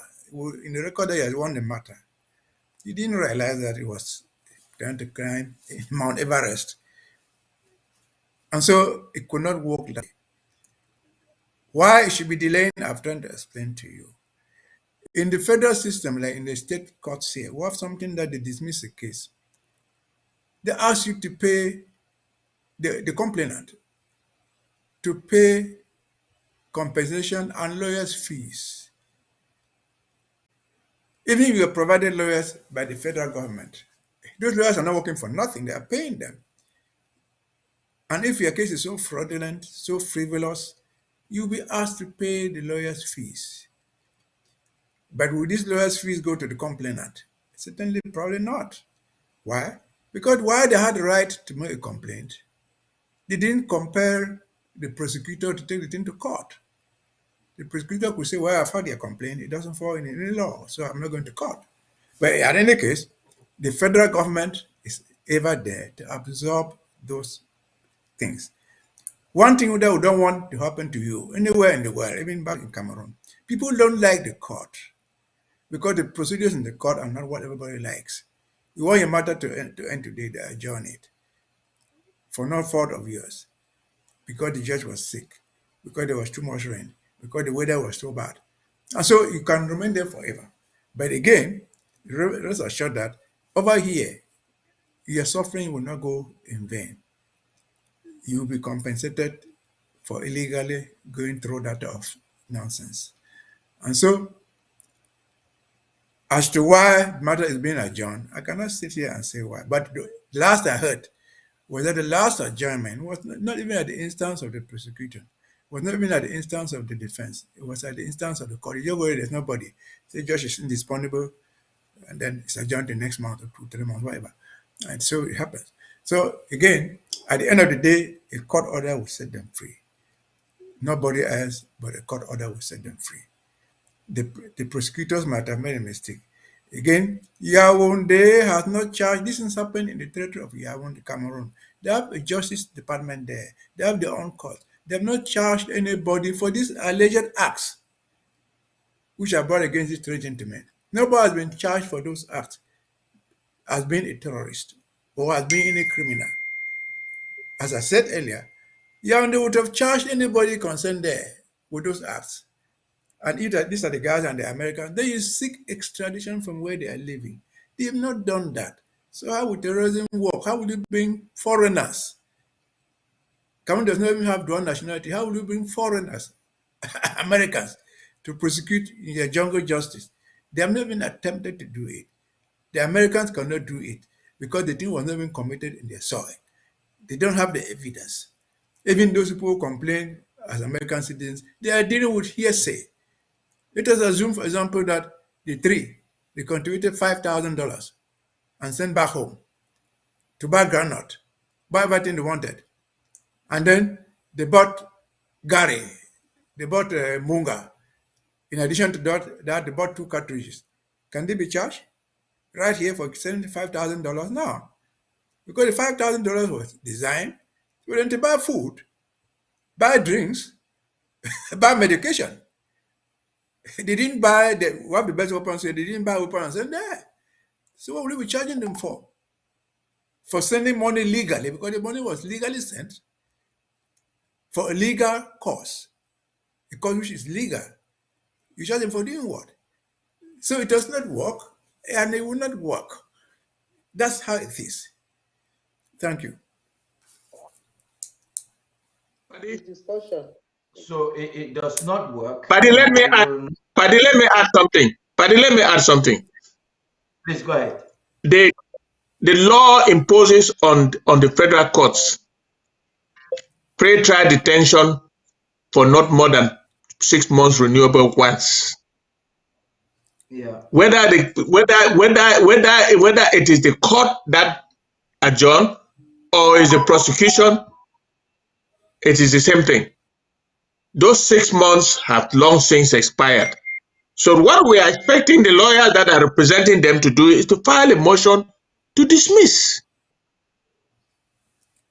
And on that Tuesday, that motion must be heard. That in February, that motion must be heard first before anything. So they have been in pre-trial detention for more than a year. It is unheard of in the United States. Because the federal courts allow 6 months renewable once.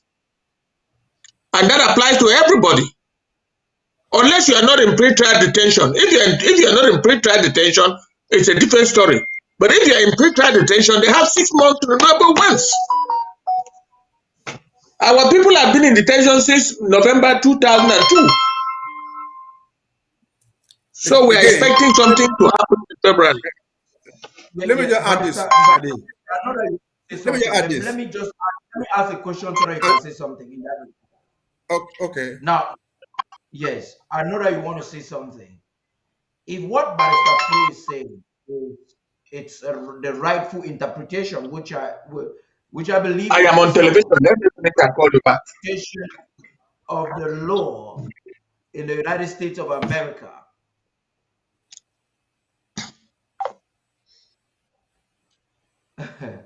I don't know if I should ask this question or I want to ask it. But if that is the rightful interpretation, if you are in pre-trial detention, listen, Paddy, if you are in pre-trial detention, the prosecution has 6 months renewable once to bring you to court.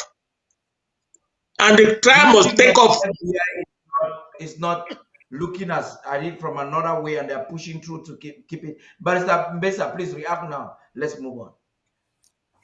I think I was trying to say this. This is what I was trying to say. If you look at that article, the article says people were illegally incarcerated without any just cause. And this is where it goes to. The crime for which they are charged, they are American citizens. It's a bailable offense. As long as they are resident in the United States, they have an identifiable place of residence. You don't keep them in detention. It's bailable. Yeah.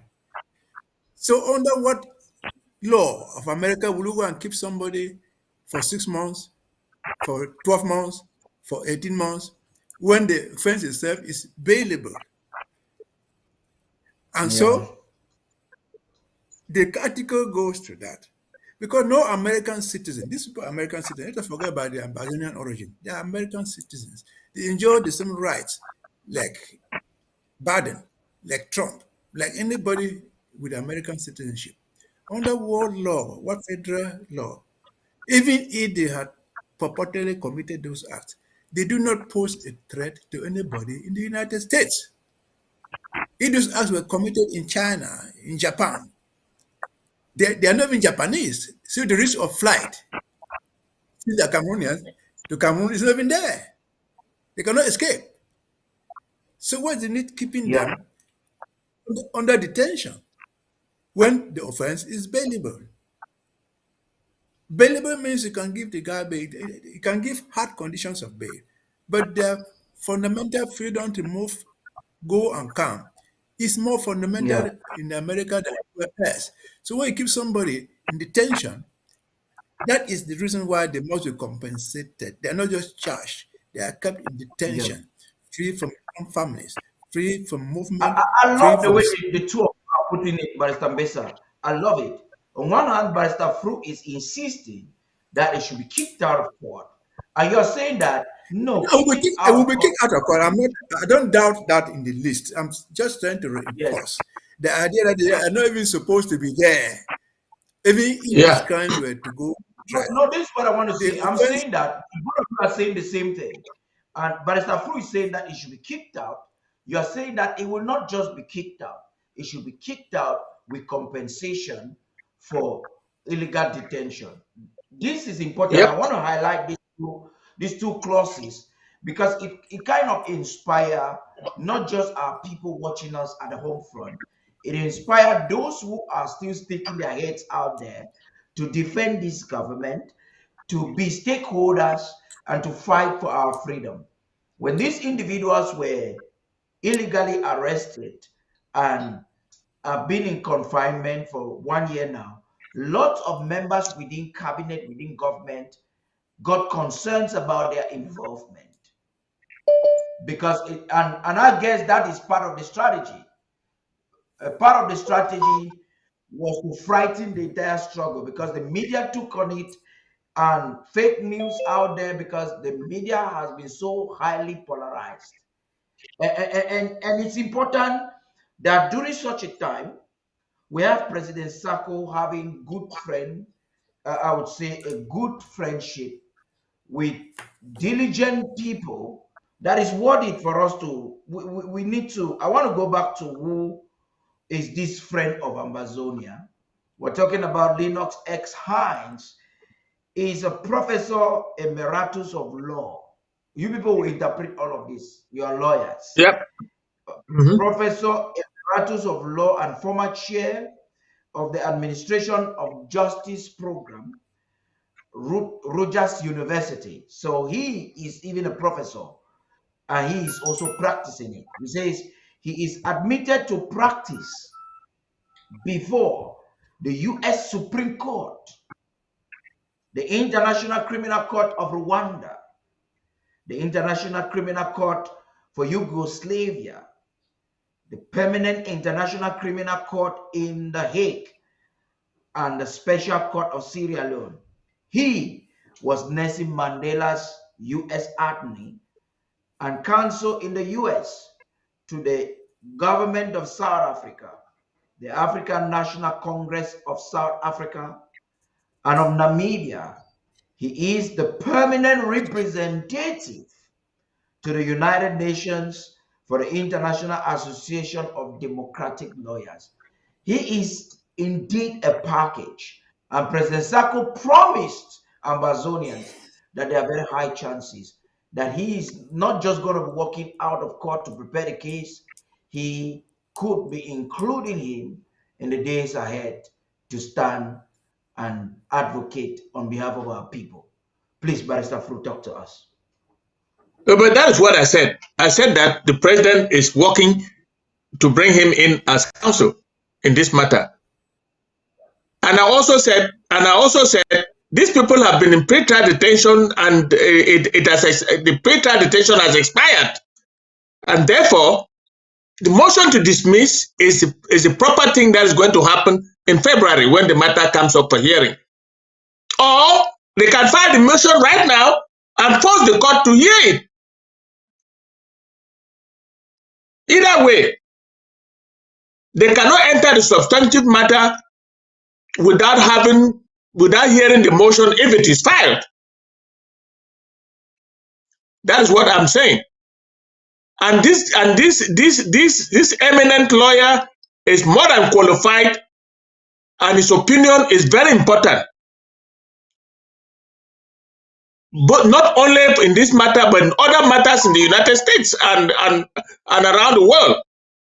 He has proven his mantle. He has proven to be a legal scholar around the world. If you read his profile, so it is a God-given affair, and that he will join the legal team, and this matter will be brought to the end, and our people will see the light of day. It is, I have never, since I've been living in this country, I've been in this country twice. I came here as a student, and I'm here now. I'm here now. I have never heard of anybody being detained for more in the pre-trial detention for more than a year without trial and without a bail. It doesn't happen. Like my colleague said, it is a bailable offense. They would have given them bail long as soon as they were detained. But hey, they are like people who have just been abandoned in a pre-trial detention and nobody is looking at it. February will make more than a year and 4 months. And this is unheard of in the federal courts in the United States.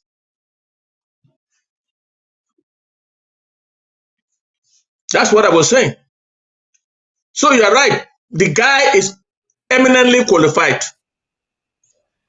Now, talking about a package there, Barrister Mbesa, what I mean is, when it comes to diplomacy, now the president is thinking that this time around, as a government fully restored, we'll get into the UN and talk to them as a government. Apply. This man has a profile. Maybe I should just read the last part. They say he is a permanent representative to the United Nations for the International Association of Democratic Lawyers. Hey, but let's look at it from the scope of diplomacy and Ambazonia's intention to seek a place in the United Nations, though it is a crumbling body, and to get recognition. This is a man who addresses us, identifies the legality of our plight, like I've not seen in recent time by a third party. And this is a man who talks in high offices. He's not using the language of others that we see. What do you think? How can this change the political landscape and the diplomatic dynamics as per the interim government? Please talk to us, Barrister Mbesa. And that's where we end this discussion. We'll be moving into our last subject for the day. I don't know, but let me credential. But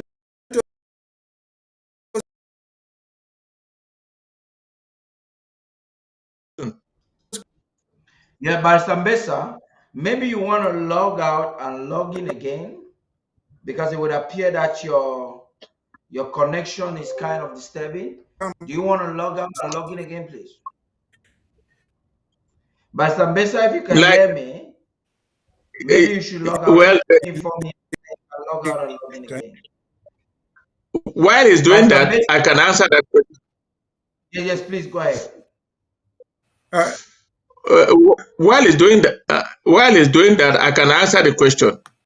Yes, I think that, and I would recommend that the government uses him to file for our membership in the United Nations, because we are now a government, and him being the president of the United Nations Lawyers Association, he stands a better chance to file for membership of the Southern Cameroons in the United Nations. And it will be decided by the General Assembly by vote. That's what I was going to say. And that will change the political landscape. And before La Republic opens its eyes, we are a nation, a sovereign nation. And there's nothing they can do about that. Are you getting me now? Yes. But Ambassador, please cue in from there before we conclude on this filing in. What's the potentiality? I was saying that in the United States, in the federal courts, the individual's freedom has priority over any other thing else. The first priority of the federal government of America is for you to be free. And I gave the example that we all remember. There was a woman called Manga. who happens to be an Ambazonian. She was charged in the federal court in Baltimore for attempting to ship arms. Wherever, I don't know, but she was charged for that. They arrested her and brought her, and she was immediately given bail. She was brought to court, and she pled guilty. Even when she pled guilty, she went back to her house, and she was asked to come back for the judgment. On the judgment date, she appeared before the federal court, and she was sentenced. Nobody took her to jail. She was asked to go back to her house and come on a specific date and start serving her term. Even after conviction sentence, she was free. They didn't lock her up. So what is happening to these our brothers is just illegal, manifestly contrary to the federal rules. It's legally wrong. It's politically wrong. Yes, he has all those credentials, but can we use him to have our recognition? It's possible. With his records, from what his profile there, is a human rights law defendant. He was in Arusha, that's what they call the Rwanda court. They created a court in Arusha to prosecute the genocide that went on there. He has been at The Hague. And so he has this profile of human rights law. He understands our case very, very well. Can we use him to do diplomatic outreach? It's possible, but that's not what is at stake. At stake for recognition is political. We need some political heavyweights who can penetrate, for example, the State Department of America, not the Justice Department. Where he talks his opinion about law, he's going to the department where the federal courts are found. Our recognition hinge on the State Department in America and the foreign ministries of other countries. So if we can use him, so great. The recognition is essentially diplomatic, and his specialty, which we hear him so much, is in the field of human rights defense, which he has on an unbeatable record. If the president can use him for any other thing, so be it. That's still good. But that we should have it in mind, that his expertise is in human rights law. Thank you. I'm saying that applying to become a member of the United Nations is different from individual recognition diplomatically. You apply to become a member of the United Nations, and the matter will be debated and taken, and a vote taken. The vote can go either way, but that's what I'm saying, that he can use his knowledge and experience to apply on behalf of the Southern Cameroons to the United Nations to apply for membership of the United Nations. He needs to put that application in and follow it up, and we'll see where it gets to. But for recognition, it's a different matter. It's a diplomatic matter. The both of you, please answer that briefly, the both of you. Barrister Mbesa and Barrister Fro, what is the procedure to tender an application to become a member? How do you qualify for even an application to be made? Let me start with you, Barrister Fro, and then Barrister will conclude. Our application is based on the fact that we already have independence. And we are applying to become a member of the United Nations based on the vote of 21st of April 1961. And that matter can be debated in the General Assembly and a vote taken. And they admit, you admitted, they may reject it or they admit. But if they admit you are a member of the United Nations General Assembly, even if no country recognizes you diplomatically, that's a different story. That's a one-on-one recognition, and you can now open diplomatic relations with any member of the United Nations. That is different from being admitted as a member of the United Nations General Assembly.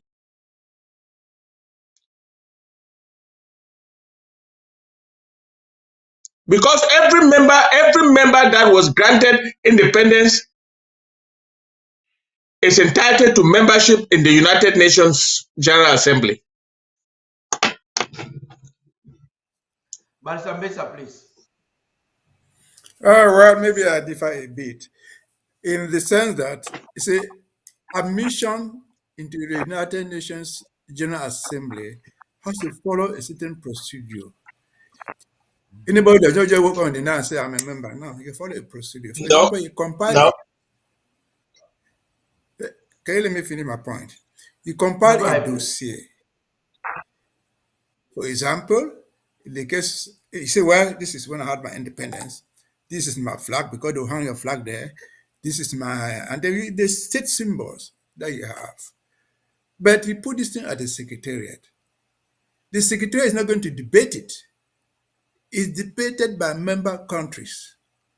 They don't need to recognize you, but it is debated by member countries in the General Assembly. It starts with committees. It's debated there, then brought to the General Assembly.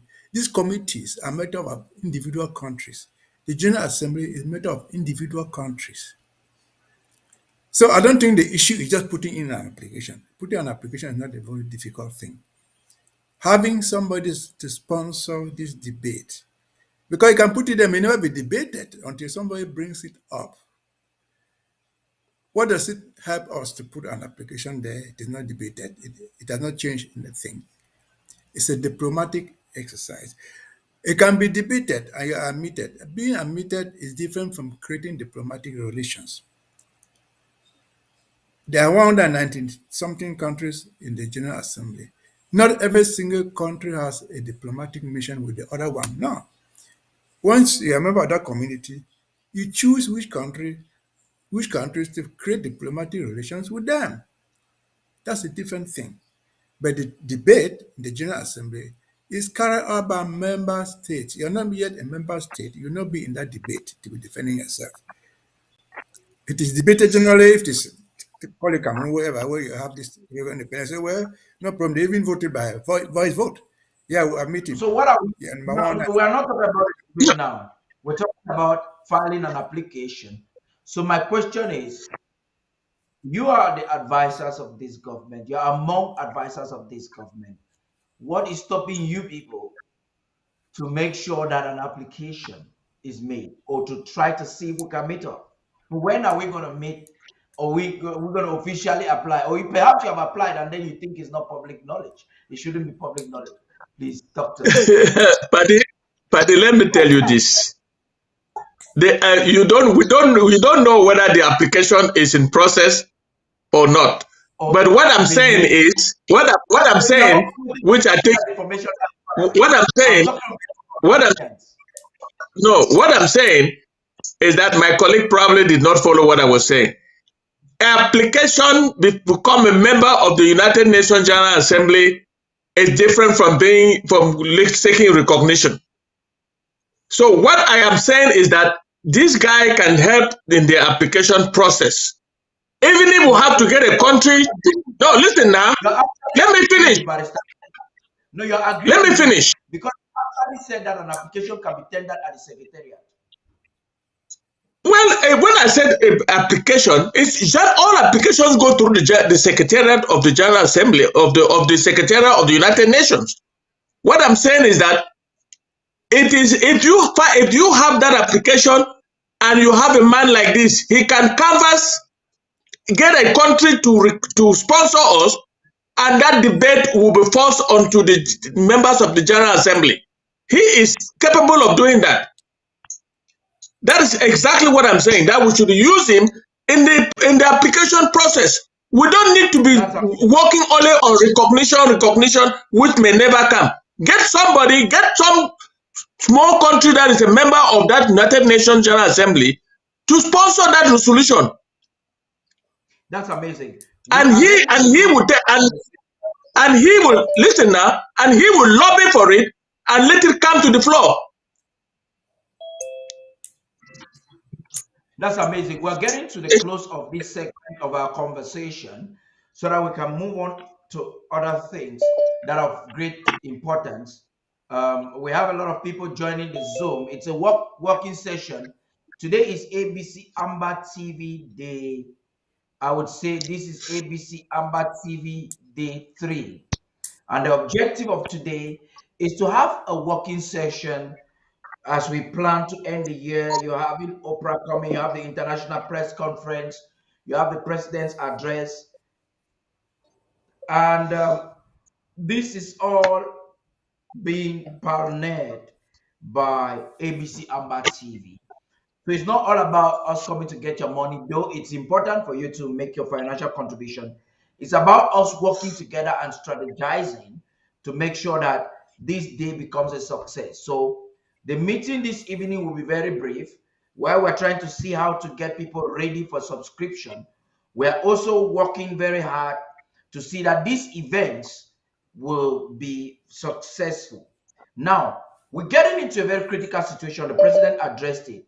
Dr. Mungwa sent an information out uh, a few days ago, actually pre-notifying of what was going to happen. And that's not the first time the government is telling us of what will happen in Bakassi, and it happens. We already know the schemes of Yaoundé and Cameroon. That's not our conversation of today. We are already well aware of Cho Ayaba's insistence to partner with the separatists, with a faction of the separatists in Nigeria. It's important for people to understand that IPOB is a faction of the separatists in Nigeria. A lot of other Biafran factions are even questioning Ambazonian's legality over Bakassi. So it's important for us to know when we get into alliances, and that's why you will see me title it The Troubled IPOB AGOVC Alliance Persists. It's troubling because it is not only about the fact that it could help Cameroon to enforce our relationship with Nigeria and to fight us that we are sandwiched between them, but the rationale behind it is questionable. The sense behind it is questionable. Factions within the Biafran movement believe that Bakassi belongs to them. If that is in defiance of international law, and Mr. Cho Ayaba romances himself. I want us to focus today more, Barrister Mbesa, on the future of this beautiful paradise Amazonia. When we, in fact, when we finally have our state restored, these are pressure groups. You have Cho Ayaba recalcitrant in his attitude, will be there as a pressure group. We are aware that he is acting like ISIS. He would behead people on camera. He will shoot them point blank in Guzan, and he's done a lot. Like Bia will roast and fry babies in palm oil, Cho Ayaba will behead on camera. When Bia would behead Sam Sawyer in um, is it Big Babaki? No, not in Big Babaki. Around Acha, no, not Acha, where Sam Sawyer was beheaded. I think in Dub. Oh, yes, in I Donga think Mountain. it's in Com. It's in Com. Yes. Where Sam Sawyer was beheaded. Cho Ayaba would behead the brother of one of his members in Bui. When Bia will shoot our people on camera like ISIS would do, Cho Ayaba will also shoot them in Guzan. So we are facing a critical situation here that cannot be undermined. And this is where I want us to start the conclusion of this phase of our program tonight. Where are we heading to? What can we see in future? And how can we prepare ourselves for it? Let me start with Barrister Mbesa on this. Well, talk about Cho Ayaba and his alliances with Biafra or wherever he is having the alliance. Let me say this. Sometimes, I think 2020 or 2021, What this debate here, I was in that panel, talking about the alliance of Choyaba with IPOB. And in that panel, I was there, Barrister Tumasa was there. And the issue was, what do they get out of this alliance? Tumasa was a great supporter of Choyaba. So he did not know. He had no idea. He could not tell what was going to come out of it. But that's not the issue for today. The issue that you have asked is, what do we do with this? Now, let us assume that we get to Buea today or tomorrow. What becomes of Choayaba's team legally? What becomes of Chris Onu? What becomes of Marianta? What becomes of whoever? In principle, I say in principle, these people will be transformed into political parties. Choayaba will sell his tax collection, his execution, whatever thing he has been doing, to the population and run for elections. Maybe we don't know. In 1959, during the 1959 elections in southern Cameroon, there were political parties, KNDP, CPNC, KPP, among others. But most importantly, there was a party called the OK. The OK was a satellite of the UPC in East Cameroon. They ran for elections and they won nothing. The KPP, the UP, the OK, that was led by Mr. Tumasa, won nothing, but ran as a party. But they were not just, they remained there.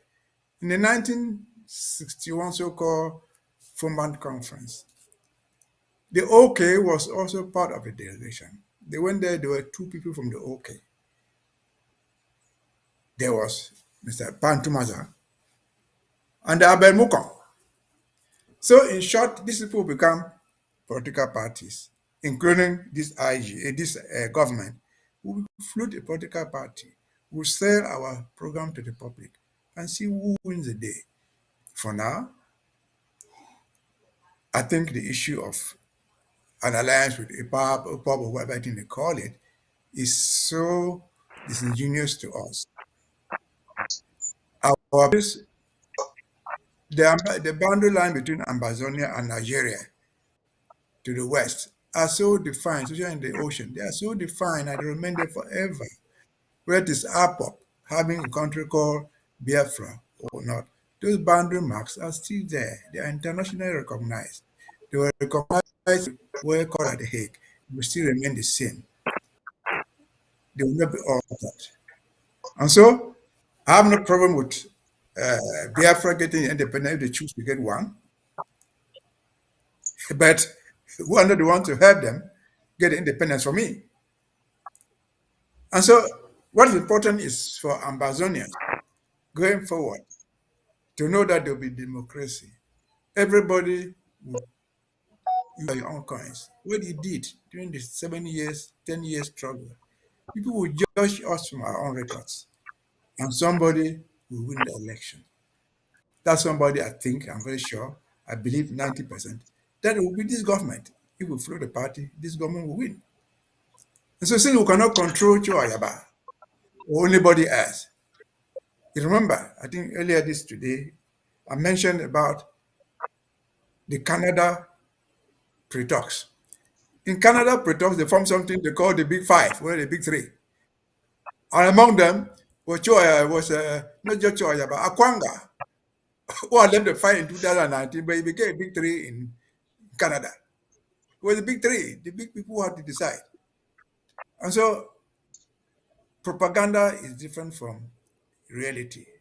But what Choyaba is doing with this IPOB or whatever thing is calling it, Biafra faction, second, third, and 10th faction, is all Ambazonians are not stupid. Yeah. You know? Where is Paddy? That's amazing. Master Pro, please, you have your time. Listen. If the state of the government of the Southern Cameroons admits Cho Ayaba without prosecuting him, for having beheaded people in public. That is not war, it's a war crime. I don't know whether it is a war crime, but it cannot be classified a war crime. That is public murder. Executing people in public and entering into alliance and using the government illegally to enter an alliance with a foreign rebel group. How can we admit a man like Chaba in our citizenry? Listen, those who differ with us, we know them. Chris Anu, Marianta, and others. Those are citizens of Ambazonia. And they have a right to come and form their political party. Not Chaba and the AGOVC, because they have been known to have executed citizens of Ambazonia in public. We cannot give comfort to those kind of people. Therefore, they will not be like it happened in Rwanda in Eritrea. You cannot. Those kind of people cannot be admitted and made to form political parties. A man of Chaba should not and will not legally be allowed without trial to exist in Ambazonia for the crime that he has committed against the people of Ambazonia, executing our citizens in public. Now, having said that, the alliance between IPOB and Chaba, the AGOVC or whatever you call them, ADF and and AGOVC, that alliance, according to, I'm taking the cue from what the president said. There is no effective alliance. It's a gimmick and a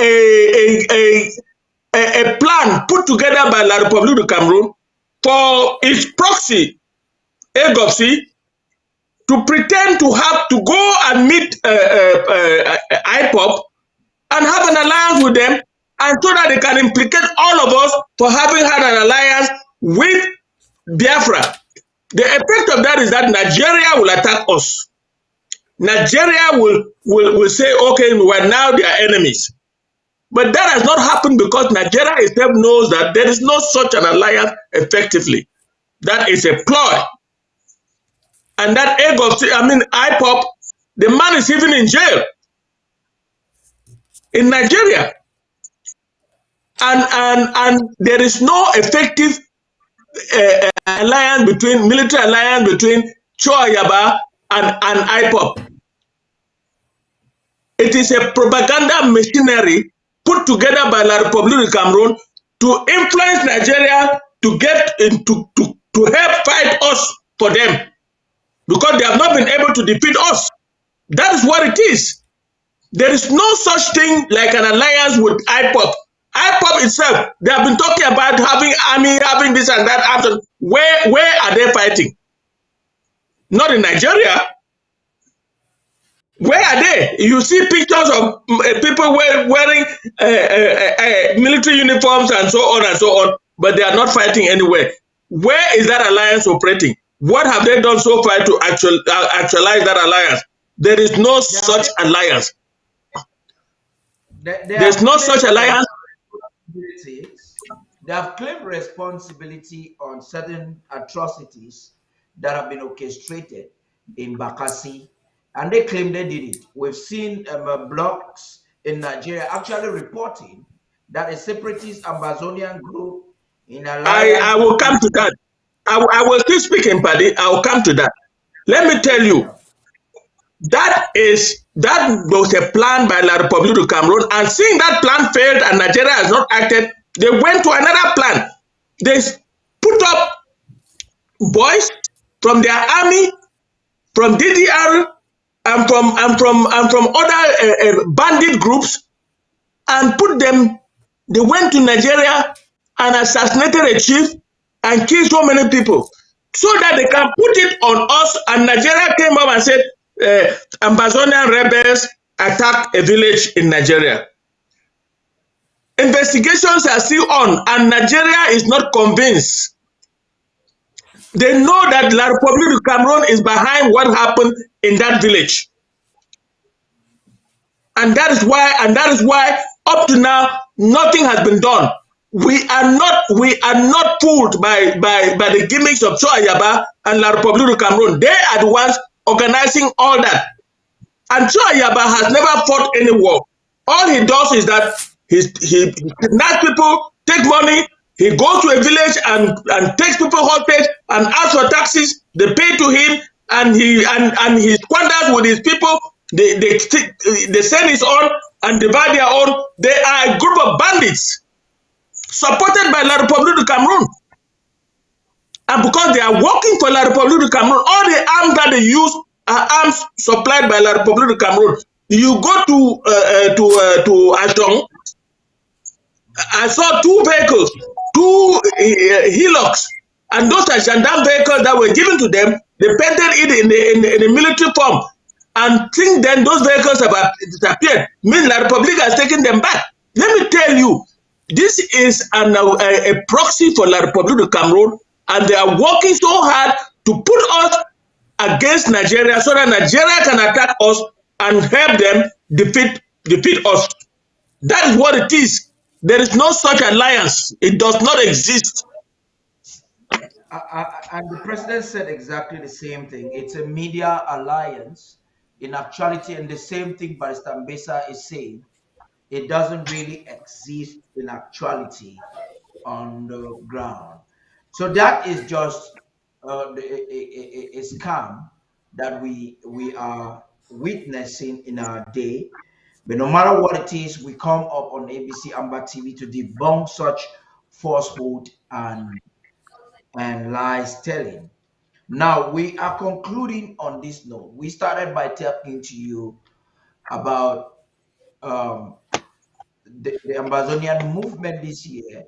In retrospection, we have also been able to touch or look deep into the advantages involved with Hinds weighing in to assist us with the Kansas 3 court case. But then there's something we left out. It's about satellite conspiracy and propaganda from Yaoundé. Nsala has gone on CRTV a couple of times to claim responsibility for what is happening with those who have been arrested in America, and he's just a flop. I think we addressed that. I think we addressed that. You're not to bother. I think we addressed that.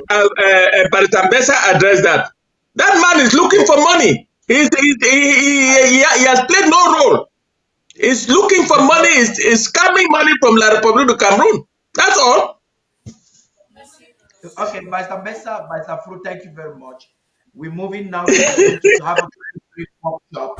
But before that, this is 2023. We're now counting days.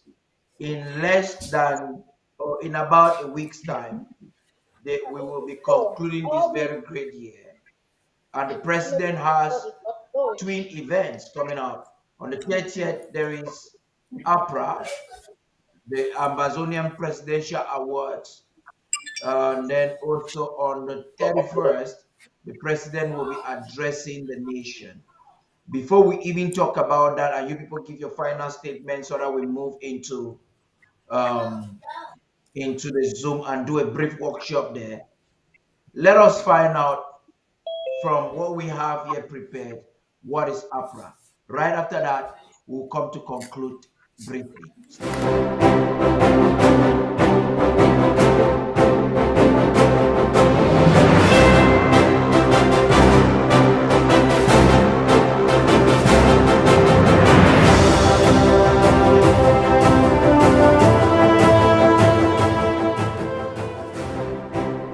Ambazonian Presidential Recognition Awards, APRA 2023. In the heart of Ambazonia, a new chapter unfolds as valor meets recognition. This is not just another evening news story, it is the dawn of a tradition that will echo through time. Join us on December 30th for a historic broadcast as we bring to you the first ever Ambazonia Presidential Recognition Awards, APRA 23. Beneath the indomitable skies of freedom, President Samuel Ikome Sako will honor our heroes, men and women whose pursuits for autonomy have become the lifeline of a nation. In a land graced by bravery, watch as we cast a spotlight on those who've sacrificed beyond measure. APRA 23 isn't just an awards ceremony. It is the embodiment of our unity, strength, and the unyielding spirit of Ambazonia. Ignite the torch of pride with us. Feel the heartbeat of a cultural renaissance, ready to inspire generations to come. APRA 23 aims to pave the path towards monumental accomplishment. Witness the extraordinary, be part of a legacy as we broadcast live from the first APRA, where the end of the year marks the beginning of a lasting tribute. For the people of Ambazonia, join us in embracing this journey, commemorating the guardians of the Ambazonian heritage and scripting the narrative for the Ambazonian future. APRA 23, a testament of resilience, honoring the soul of a nation. This December 30th, be there when history is made. Echoing with hope, Ambazonian Presidential Recognition Awards, APRA 2023, where heroes rise and legends are born.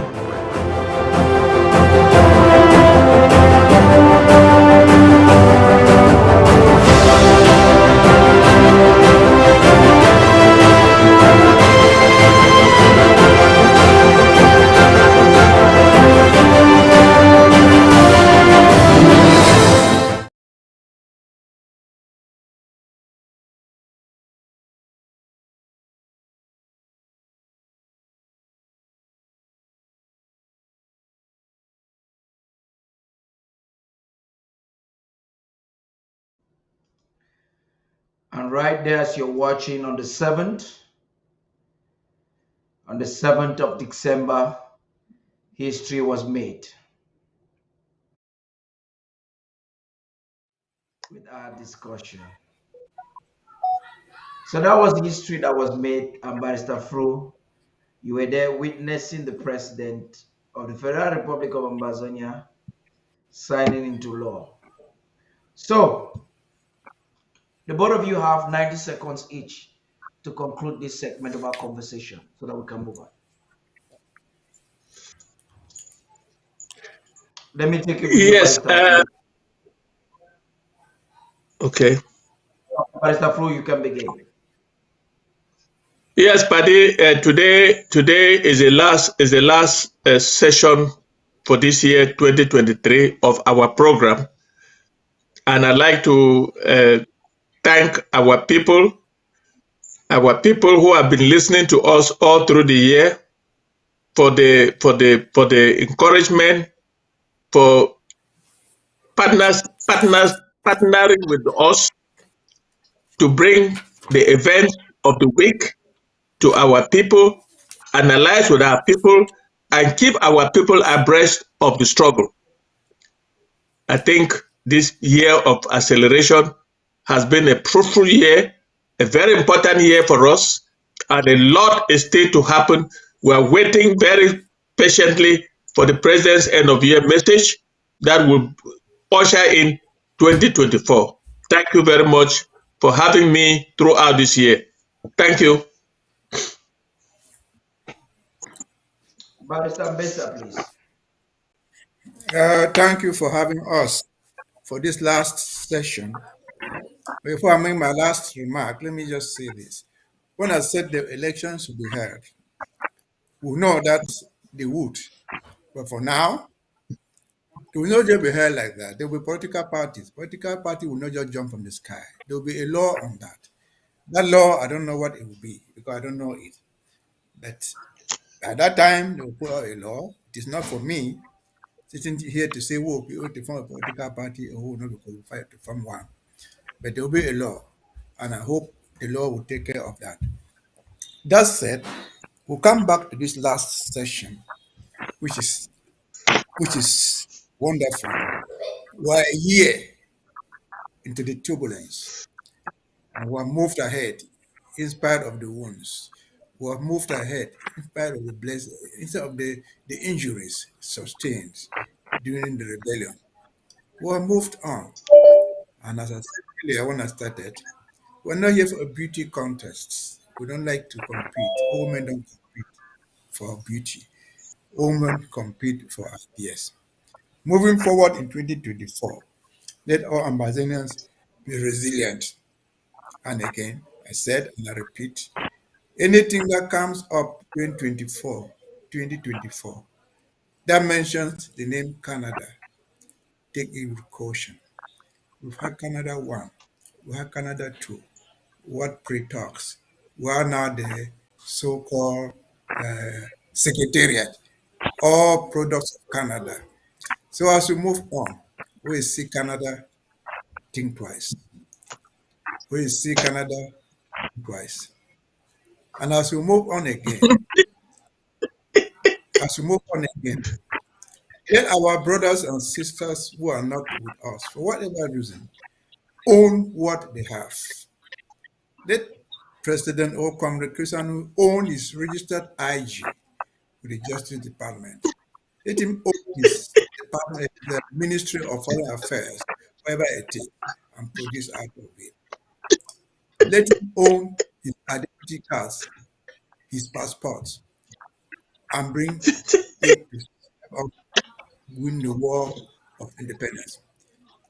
We are not preventing him, President Sako, not even any of them, not he, has not prevented him from setting up his embassy, prevented him from setting up his registered IG. Fine and good. And again, finally, I said, let me learn. I said, and I insist, as you move on, put your feet where you're capable of doing something. Don't be a jack of all trades and master of none.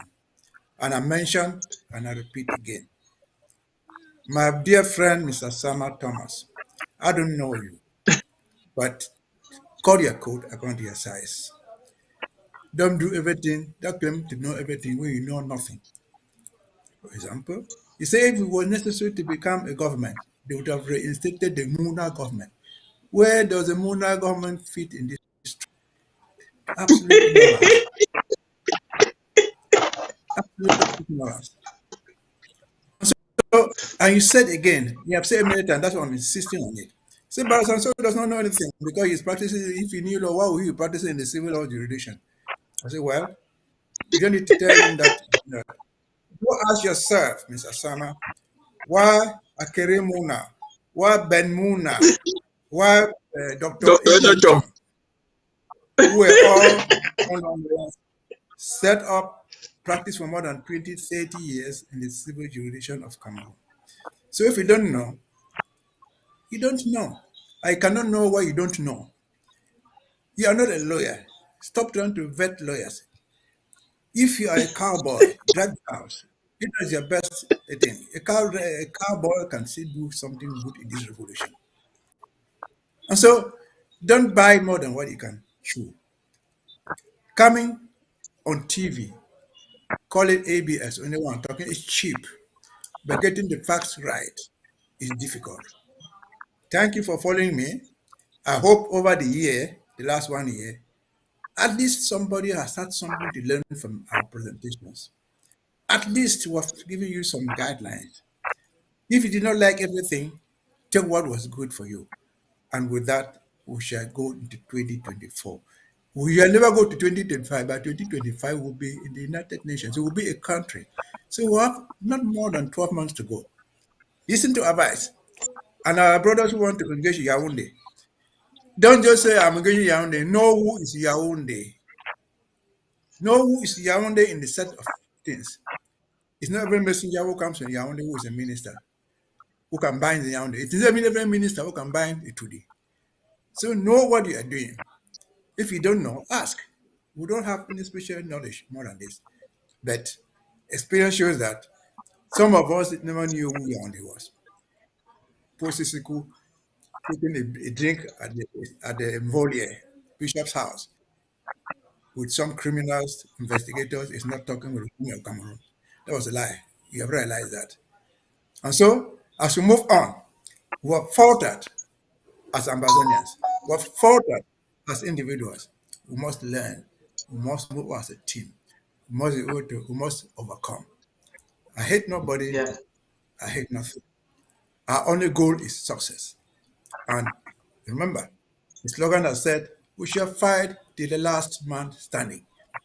If that last man standing is in Dog, if that guy is standing in Batiwo, if he's standing in Mancon, in Boya, the man will die before we leave the fight. So, ladies and gentlemen, country people, as we move towards 2024, be encouraged that in spite of all the difficulties, we are overcoming. We shall overcome. Have a happy Yes. Christmas and Happy New Year in advance. Thank you. Thank you very much, Barrister Fro, Barrister Tim Besea. Ladies and gentlemen, we have come to the conclusion of the first phase of tonight. The next phase will be even brief. Like I said, this phase is a working session, and we have basically three things to look at. We'll be looking at the International Press Conference, the APRA 2023, putting acts together to make sure that it becomes a success. And the president's speech, we're getting set to prepare it. Lots of changes are taking place. But like you saw with the images you saw there, an emblem was also unveiled. And we keep telling you what that was. It has been a beautiful night. We've had a great conversation. We hope that those who are watching us right now, the Zoom link has been shared on almost every platform. I'm going to bring the Zoom link and put it on Facebook so that you can quickly join us for us to have this conversation. We want to use about 10 minutes or an hour to listen to you. Some of the things you want, the president will be looking forward to that feedback. We want to listen to you. Do that. So ABC is going to be dropping a link for those who are watching on Facebook and on YouTube. The link will help you to be able to join the conversation as we switch into the Zoom meeting. Interestingly enough, we've had an amazing end. This is the last program for the year. I would say it was amazing. Thank you for being a part of it. Thank you for those on Facebook for sharing and contributing. Thank you, thank you, thank you. And for all those who are donating to make sure that ABC Amber TV stays on air and that we can provide global content.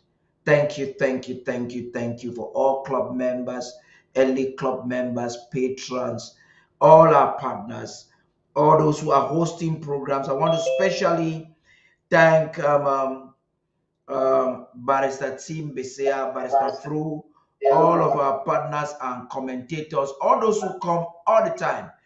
If you've provided content by any means on ABC, I just want to say thank you. I just want to say thank you, thank you, thank you very much. Thank you for being a part of the success that we've attained this year. It's been an amazing year for ABC, a year like never before. And it couldn't have been the way it is today without your amazing support. Thank you, thank you. We're not done yet. We have a very strategic weekend, and that will lead us to the last week of the year of acceleration. There's someone there with their phone on the Zoom and it is echoing.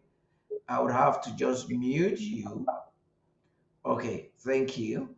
And we deeply appreciate you for everything you would have done. We have a few more minutes. Lots of people watching us on the social media. We're asking you to join us in the Zoom meeting so we can have a conversation as we plan to conclude this year. We have just 30 minutes to have this conclusion, and we're pleading that you be a part of it. Thank you, and stay tuned.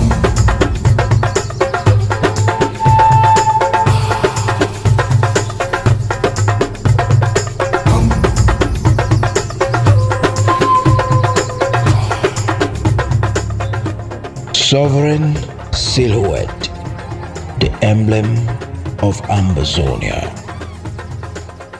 From the azure embrace of the Atlantic reflecting from the Ambas Bay, the iconic Fako Mountain ascends with a silent, stoic grace, carving a silhouette against the sky.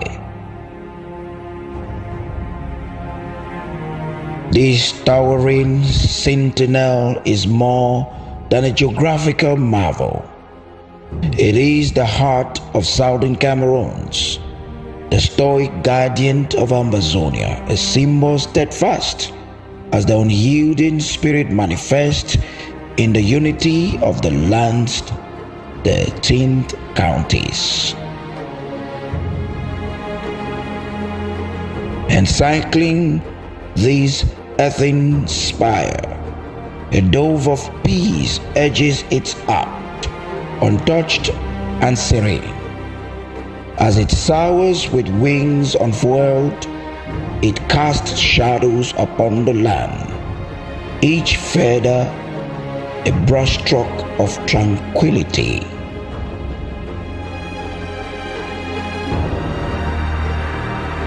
Against the canvas of the heavens, 13 stars glimmer, the celestial acknowledgement of each county's shared dreams and harmonious virtues. The dove, in its eternal flight, is not merely a bird, but an embodiment of the collective longing for a peaceful existence under a shared identity. Beneath the mountain top, firmly grounded in the richness of the earth, twin elephant tusks rise as natural monuments. Their arcs, regal and commanding, capture the noble essence of the land spirit animals. This emblem, this seal of Ambazonia, is no mere insignia. It is the beacon that illuminates the path to shared prosperity. It is an oasis of unity in a world parched by discord, a visual whisper of a nation's promise, echoing across generations. Every curve, every symbol within the emblem tells the story of southern Cameroons, an epic scripted by the enduring strength and unity of its communities. Each page imbued with the hopes and enduring spirit of its people. Sovereign silhouette, the emblem of Ambazonia.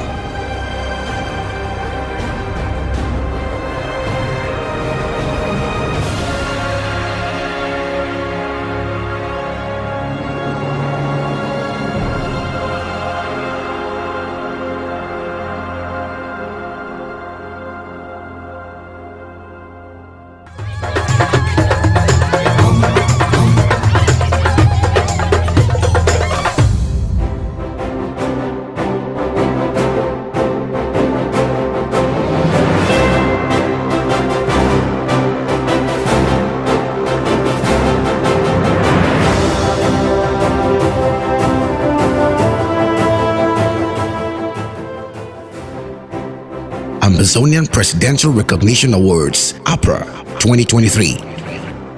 In the heart of Ambazonia, a new chapter unfolds as valor meets recognition. This is not just another evening news story, it is the dawn of a tradition that will echo through time. Join us on December 30th for a historic broadcast as we bring to you the first ever Ambazonia Presidential Recognition Awards, APRA 23.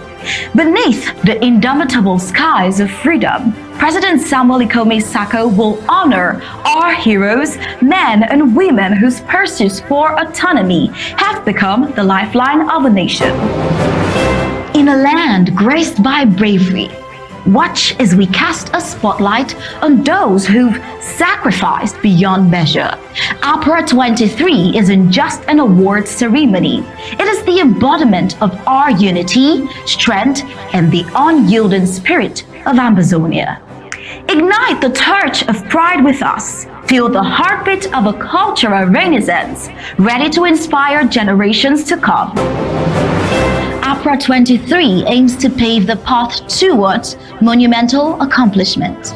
Witness the extraordinary, be part of a legacy as we broadcast live from the first APRA, where the end of the year marks the beginning of a lasting tribute.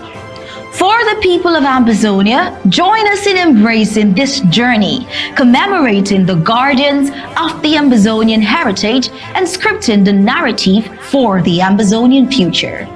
APRA 23, a testament of resilience, honoring the soul of a nation. This December 30th, be there when history is made. Echoing with hope, Ambazonian Presidential Recognition Awards, APRA 2023, where heroes rise and legends are born.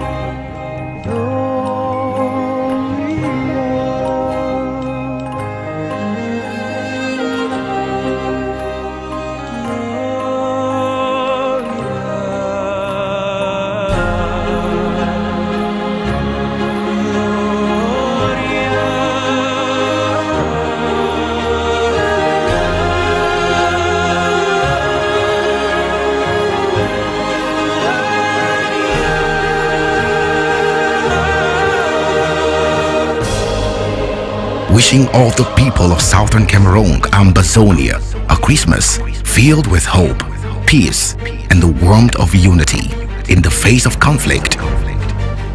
May the spirit of Christmas bring comfort to the prisoners of conscience, strength to the refugees, and courage to the Ambazonian restoration forces. Let the light of the season inspire us to stand together in solidarity and work towards a future of peace and freedom. From ABC Amba TV, on behalf of the government of Ambazonia, may the message of love and resilience shine brightly in the hearts of all. Christmas of hope, unity in adversity.